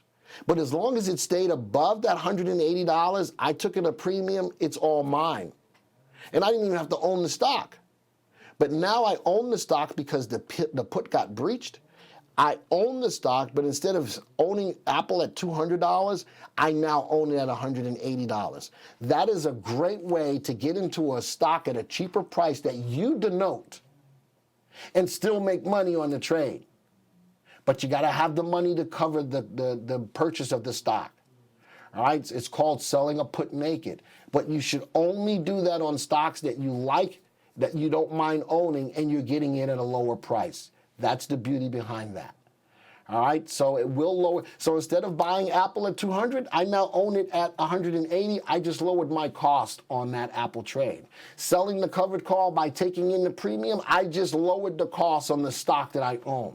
So options can do a lot of varied things, but learning what they can do will increase your knowledge of them and increase your ability to make money. What else can options do? Well, not only can they lower costs, but they can generate income. So sell a covered call on a stock. If I own the stock, let's say I own Apple, and as Apple is going up, I sell a covered call, and as long as it stays below the call strike that I sold, I'm generating income. And when it gets close to closing above that call that I sold, roll it up, buy it back, roll it up. I now take in another piece of premium. So the stock's price is going up. I'm making money because I own Apple. I'm making money on price appreciation. And for the premium I sold on that covered call, I'm taking in money. I'm generating income on top of owning that stock. And let's say the stock really starts to get bullish and rise up more. I buy it back, sell a higher call. And I can continue to generate income time and time again on a stock that I currently own. Jay says, so how do you play Lulu knowing that it's falling for the last couple of days? So if Lulu is a stock that I own, I sell a covered call. I don't know what the price of Lulu is, and I'm not going to go into it right now. I'm going to guess that Lulu is at about $100. Let's just guess. So I got the stock, and let's say I bought the stock at $90. I'm up $10 on it, right? Now the stock's price starts to fall. Well, now, where's the last place that the stock had a hard time going up? At $100. I now sell a covered call at $100. As long as the stock's price stays below that $100 strike, I took in a premium. That premium is going to help offset Lulu's price decline. If I didn't do any option trade at all, I'm sitting there watching this price decline on Lulu, and I'm worried. But if I sell a covered call, in this case, I'm not selling it to generate income. I'm selling the covered call to offset the price depreciation in the stock. That makes sense, right? I'm selling that premium to help offset the price depreciation in the stock. Now, to sell it as a means of generating income, let's say Apple is running, or let's say Lulu is running. And now I sell a call a little lower, a little higher than where the price is. I took in a premium for selling that covered call. I can generate that income. So I'm not only making money on Lulu's price going up, but because I sold that call at a higher strike than where it is right now, I took in a premium that adds to my income. All right, so hopefully that makes sense, Jay. If you're in a good stock that you like and the price starts going down, sell a call against it. That helps to bring in money to offset the price decline. But if the stock is moving higher, I can still generate income by selling covered call after covered call after covered call. All right? So what else can we do to generate income? Sell a credit spread. All right? That gets into a lot more detail about options. But options, let me back up a second. There's 4 things that make up an option. For anybody who thinks options are confusing, there's 4 things that make up an option. You can buy or sell. Let's talk about calls. Calls go up in value as the stock's price goes up. There's puts. Puts go up in value as the stock's price goes down. And with the calls and puts, you can buy and sell them. That's it as far as options are concerned. There's calls, there's puts, you can buy, and you can sell. Every option trade is made up of calls, puts, buying, and selling. Every option trade. Now, it's how you set those trades up that will tell you the type of trade it is. Being a credit spread, that means I have a strike for a call and a strike for a put, or a strike for a call and a strike for a call, a strike for a put, a strike for a put. It all depends on how you set the trade up. But it's only using calls and puts, buying and selling. A credit spread, you can be bullish or be bearish on a credit spread. A bull put spread is a credit spread.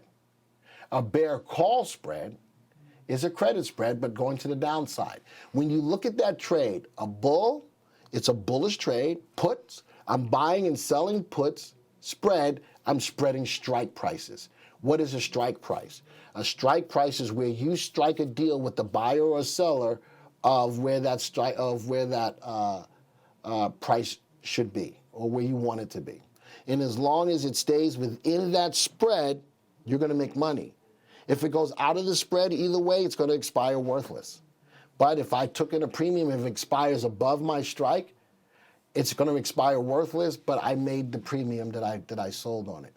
So in this case, on Lulu, I would need to know whether I'm bullish or bearish. If I am probably thinking that Lulu may have a level of support, I can sell a spread on that, Jay. I can sell a put a little higher than where it is right now and buy a put a little lower than where it is right now. The beautiful thing about a credit spread is that I know the maximum amount of money that I can make, which is for the put that I sold. The most amount of money I can lose is where the put I bought. So as long as the stock's price stays in between there, I'm going to make my premium. If it goes to the downside, well, it's going to make money on that put, but it's going to offset that put that I sold.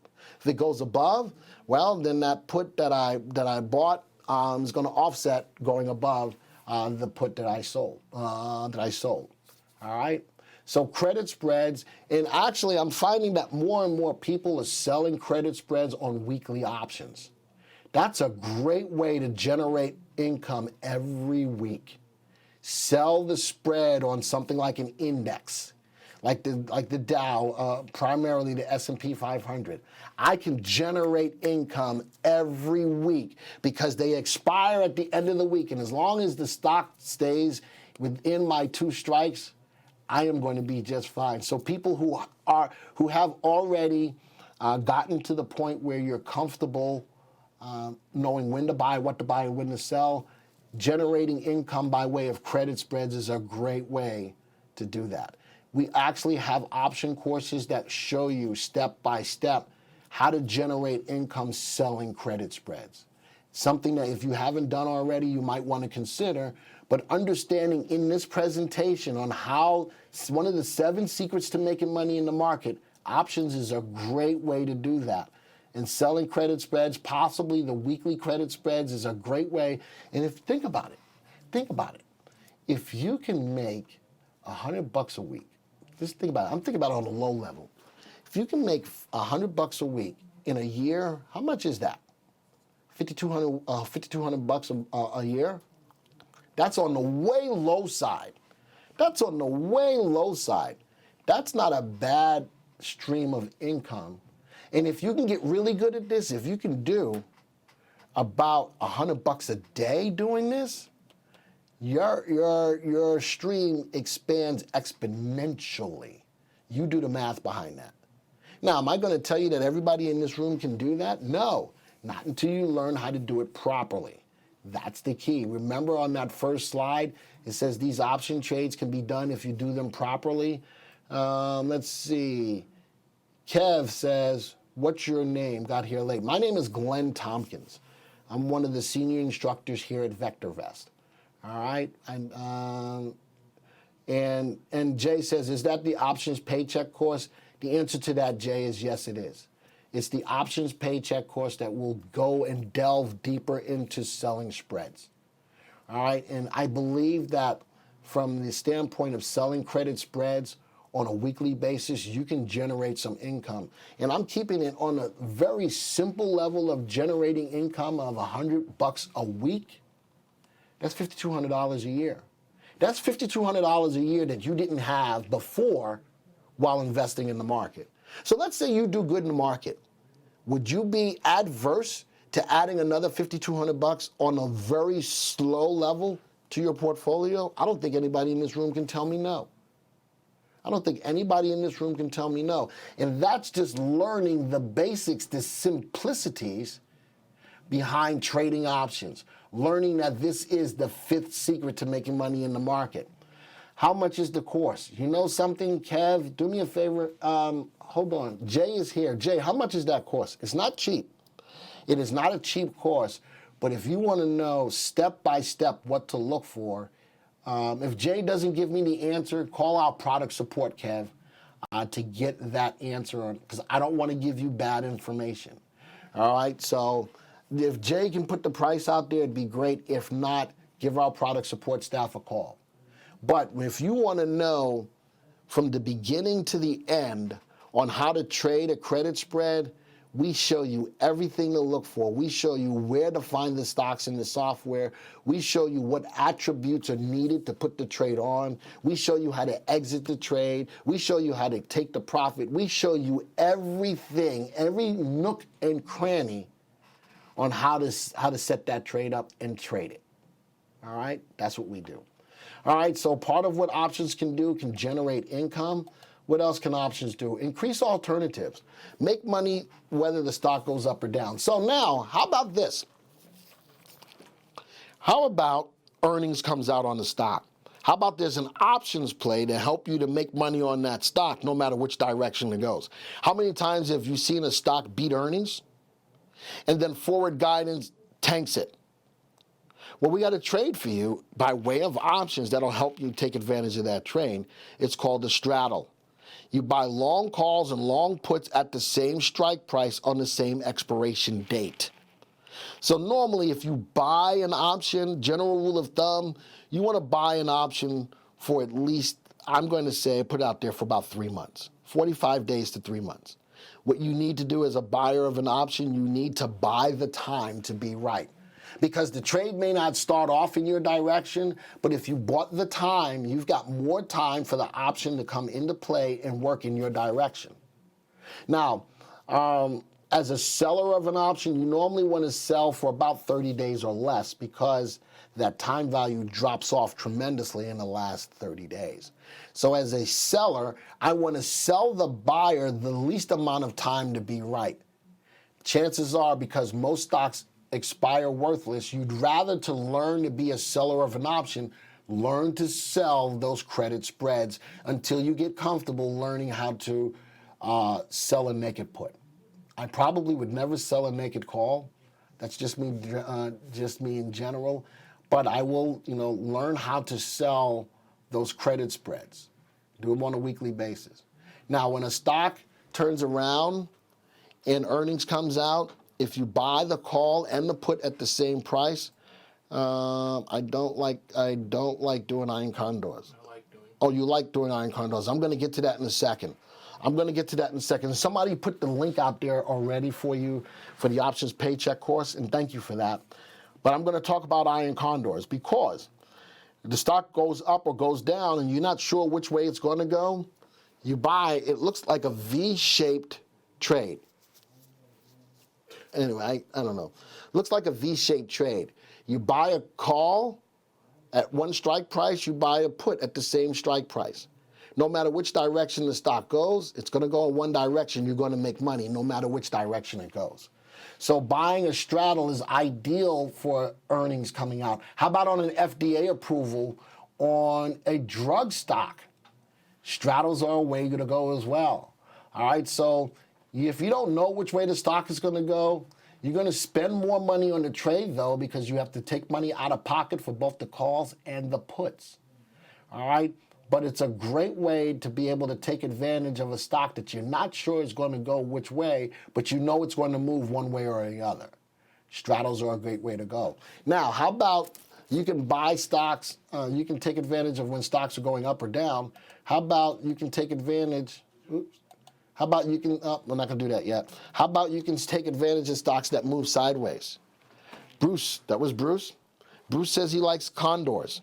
Condors play stocks when they're moving sideways. So no matter which direction a stock is moving, options will help you take advantage of it. And we can show you how to take advantage of a stock moving sideways. So it's not going up, it's not going down, but you can still make money on it. And Bruce likes iron condors. That's looking for stocks primarily that are in a channel. And you can make money as long as it stays in that channel. So you can make money on options, whether the stock is going up, whether the stock is going down, or whether the stock is moving sideways. In just stocks, buying stocks, you only make money if the stock goes up or goes down. In options, we also include the ability to make money with the stock if it's moving sideways. Options give you a lot of flexibility in playing the market. And if you learn, I told the story that I made a lot of money in the market within 8 years using VectorVest. In the beginning, with only using $1,000 of money, I made a lot of money using options. In 2008, 2007, 2008, I made a boatload of money playing options. So, whether the market's going up and whether the market's going down, I really don't care. Options will afford me the flexibility to take advantage of any market's conditions. And options are a great way to learn how to do that.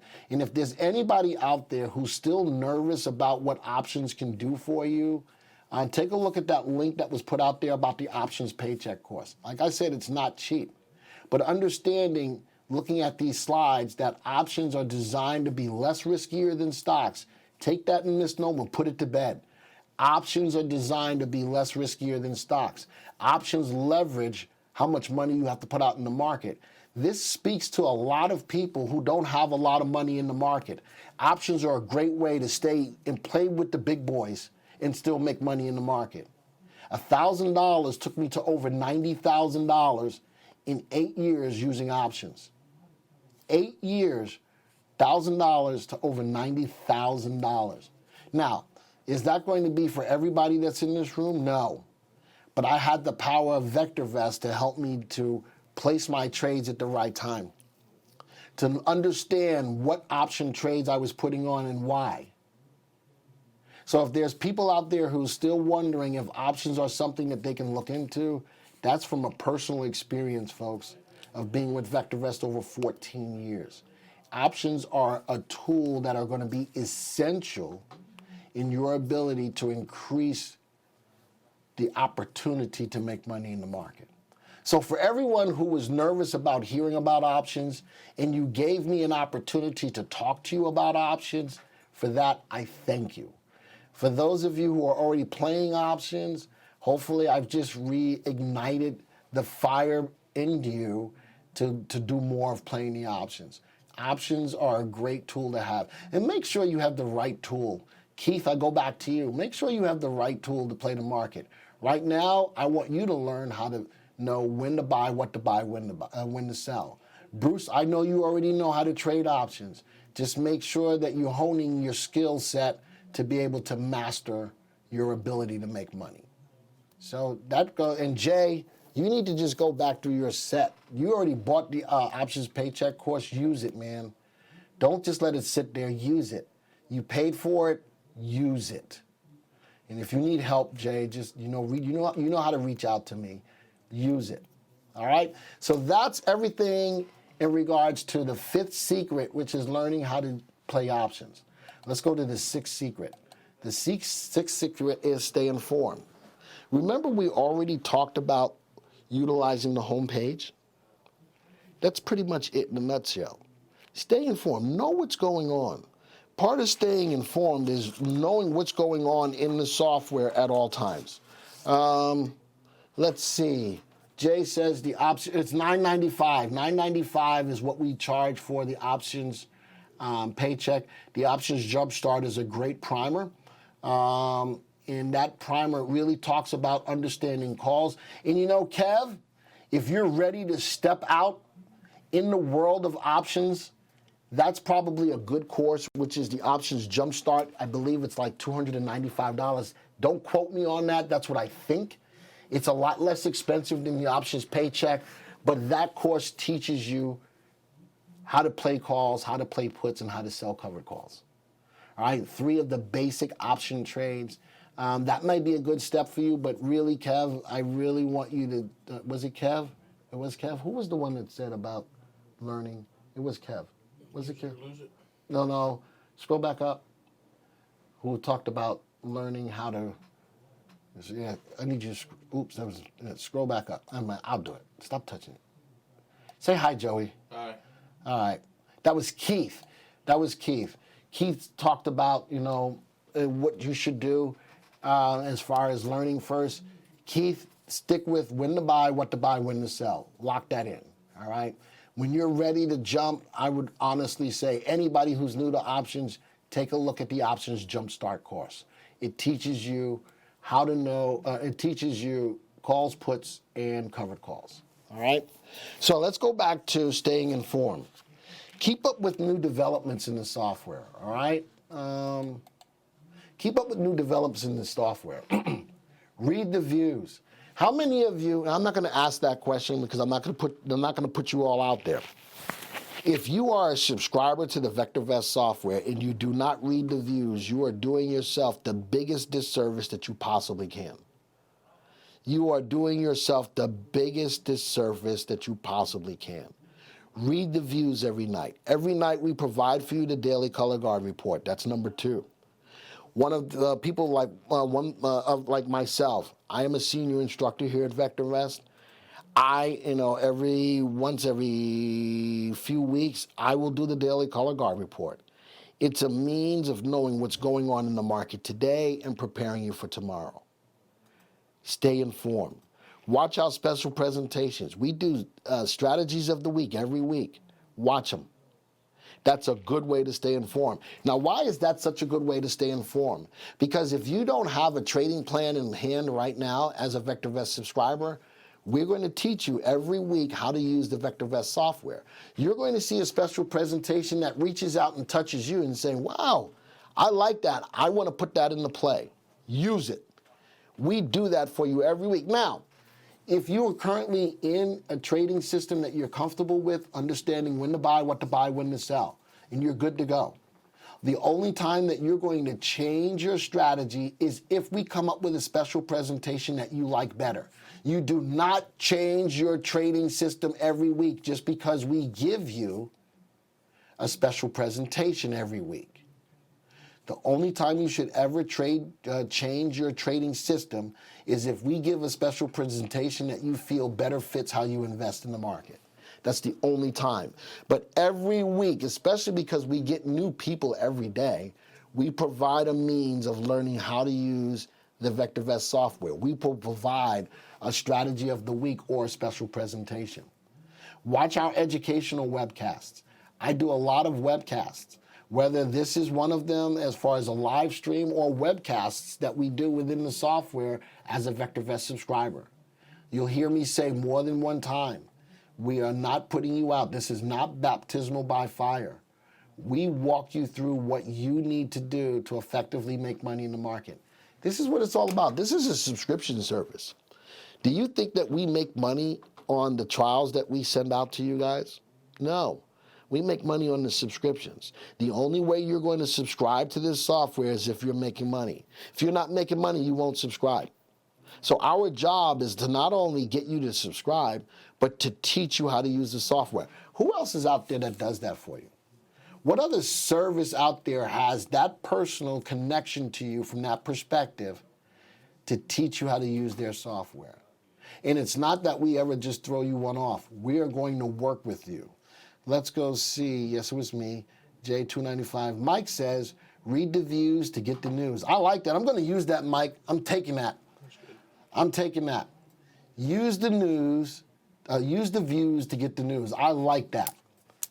All right, I think I'm gonna trademark it now so that Mike can't use it again. I'm only messing, but I like that. Use the views to get the news. It makes sense. All right, stay informed. Folks, those are 4 ways within the software to make sure the 6th secret is accomplished. Stay informed. That is the 6th secret. You'll notice that all of the secrets that we've put out there are simple secrets.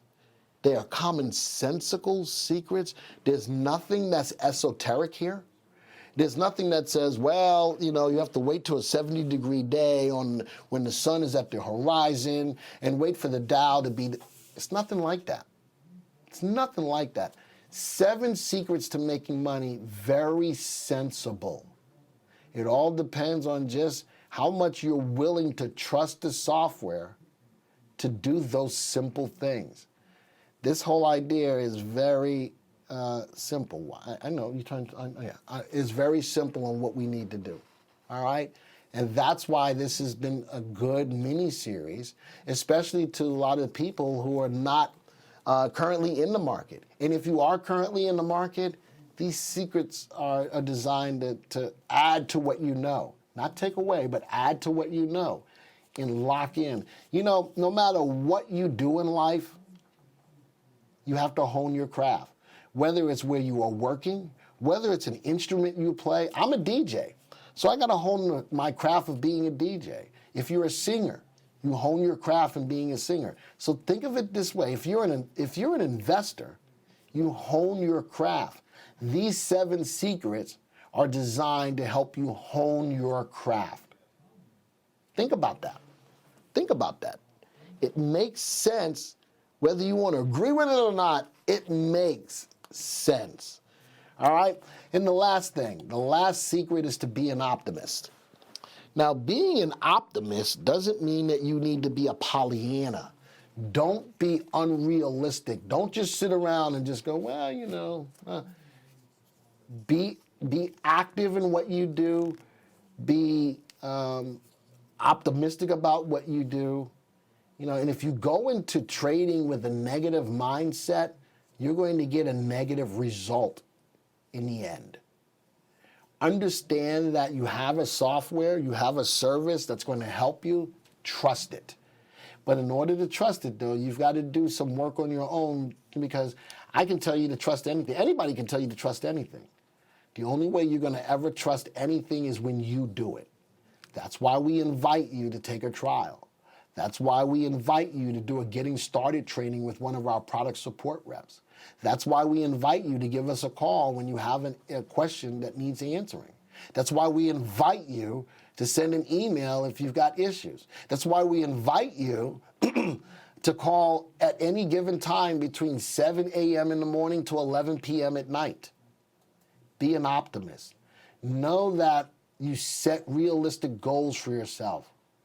Just because you learn that the VectorVest software can provide a lot of information, don't come in here knowing or thinking that you're going to make 500% on your trades by the end of the year. That's not being realistic. I said be optimistic, not unrealistic. Take a step out. If you're currently making money in the market and you say, you know, I want to outperform the market on a monthly basis, that's a step. Or you say, you know, with the money that I have, I want to make $100 a month. That's a start. And as you get more confident in the software, you can bump that up. Be optimistic, but be realistic. Say that to yourself over and over again. This 7th secret doesn't want you to just sit there and think that everything is going to come to you. All right? Yes, I want you to think as the glass is half full. But I don't want you to think that it's not going to take any work for you to get to where you need to go. It will still take work.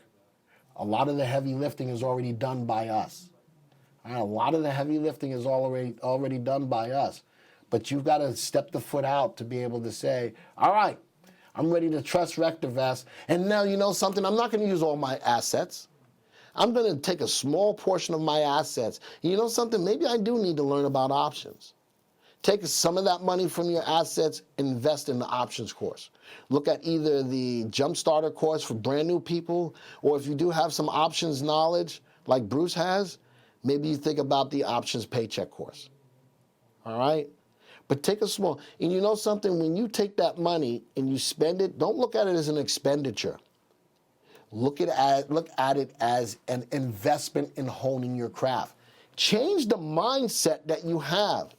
When somebody looks at any one of our courses and go, man, that's expensive. Well, it's because you're thinking about it a little different. You think about it the wrong way. It's not that it's expensive. Anything that's worth anything is worth spending money and investing in, right? Think about that. Anything that you buy is worth an investment. If you're trying to increase or hone your craft, you need to invest in your craft. Now, I don't do a lot of selling on these live streams, and I'm still not trying to sell you anything right now. But when I strike up the conversation about options, if it really sparks an interest, you really need to consider looking at one of those 2 courses.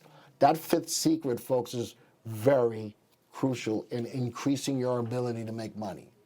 Now, am I going to change everybody's mind in here about options? Nope. And that's fine. But you know something? If you didn't change your mind, are you at least thinking about it? That's what means more to me than not. Just think about it. Options are a great way to make money in the market. You can either protect yourself, you can either generate capital, you can spend less money on controlling the same amount of shares. That fifth secret is so key. But don't sleep on the being an optimist. All right, that's the seventh secret. Don't sleep on that, because being an optimist is important. Have the right attitude coming into your trading.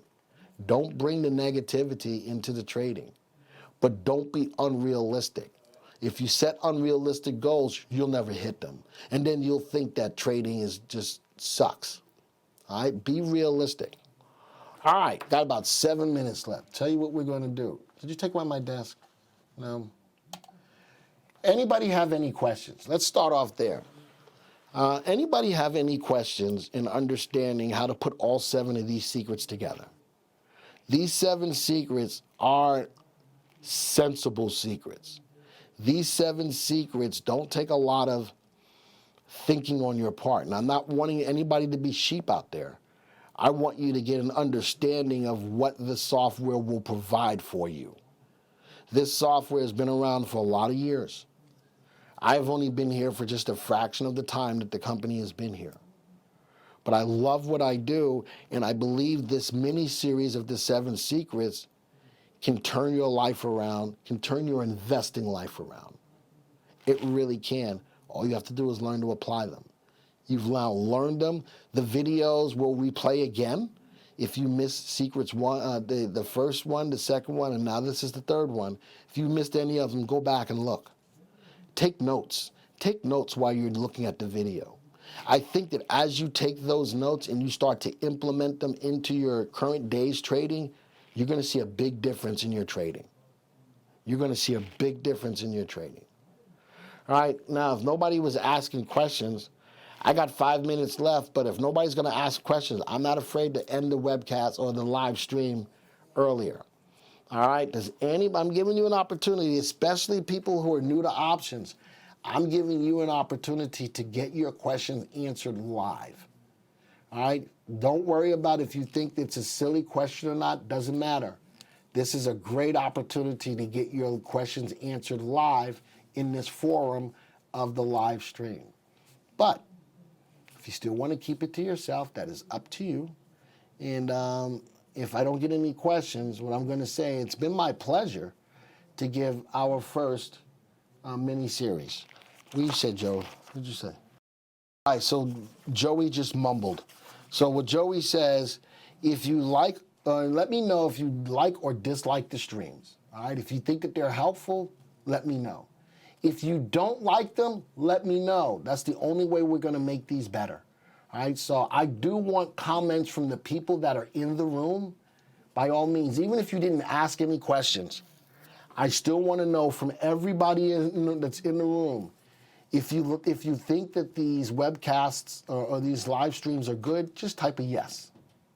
If you think that these live streams are not good, give me a reason why you think that they're not good, and let's see what we can do to work it better. All right, that's all. So that goes for just everybody. I got it, Joey. Just for everybody in the room. Just let me know. Just let me know. And you know, I'm not seeing a lot of people doing anything, but all right. There is it. Great point. Not reading the views is a waste. There you go. Keith says with regular stops, we have a stop loss. Yes. As a means to get out of a stock, always have a stop in place. Always have a stop in place. Jay says, thanks, Glenn. I always learn something. Great. Mike says, awesome.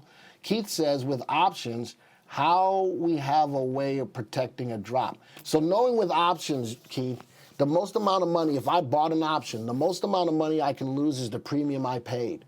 Let's say I paid $2.50, right, to control per share. When I know that the most I can lose is the premium I paid, maybe I use a loss of, if the stock goes down 10, 15%, not all of my premium, maybe I use a portion of my premium as a way of stopping out. Does that make sense? I use that as a means of getting out. Let me go back to this real quick. Mike says, awesome, excellent. Jay says it's helpful. All right. So the big thing is I'm trying to find out if there's anybody who does not like the stream. If you don't, I'm not seeing that. That means that this is good to go. All right. This is good to go. And with that, folks, I'm going to end today's presentation. Next week, we're going to start a new mini-series next week. Join us at 12 o'clock for that. I believe it's something along the lines of teaching you how to set up a trading system. All right, so next week starts a new mini-series. Be here for that. Keith says he loves the stream. Outstanding. I'm glad to hear that. But again, nobody in here didn't say anything to the negative. That's a good thing. All right, so folks, with that, have a great weekend. Hopefully these streams are helping you with your current investing. That's what it's all about. We want to make sure that you guys are learning something, not just me talking, that you guys are learning something. So with that, folks, have a great day. Have a great weekend. Adios, arrivederci, ciao, au revoir, sayonara. Thank you for taking the time to watch this video. Now, if you're new to the software or would like refresher information about the software, click on this Getting Started video right here. Thanks to all of your input, here's a YouTube video that we think would be perfect for you. Click right here. If nothing else, folks, just hit the subscribe button right here.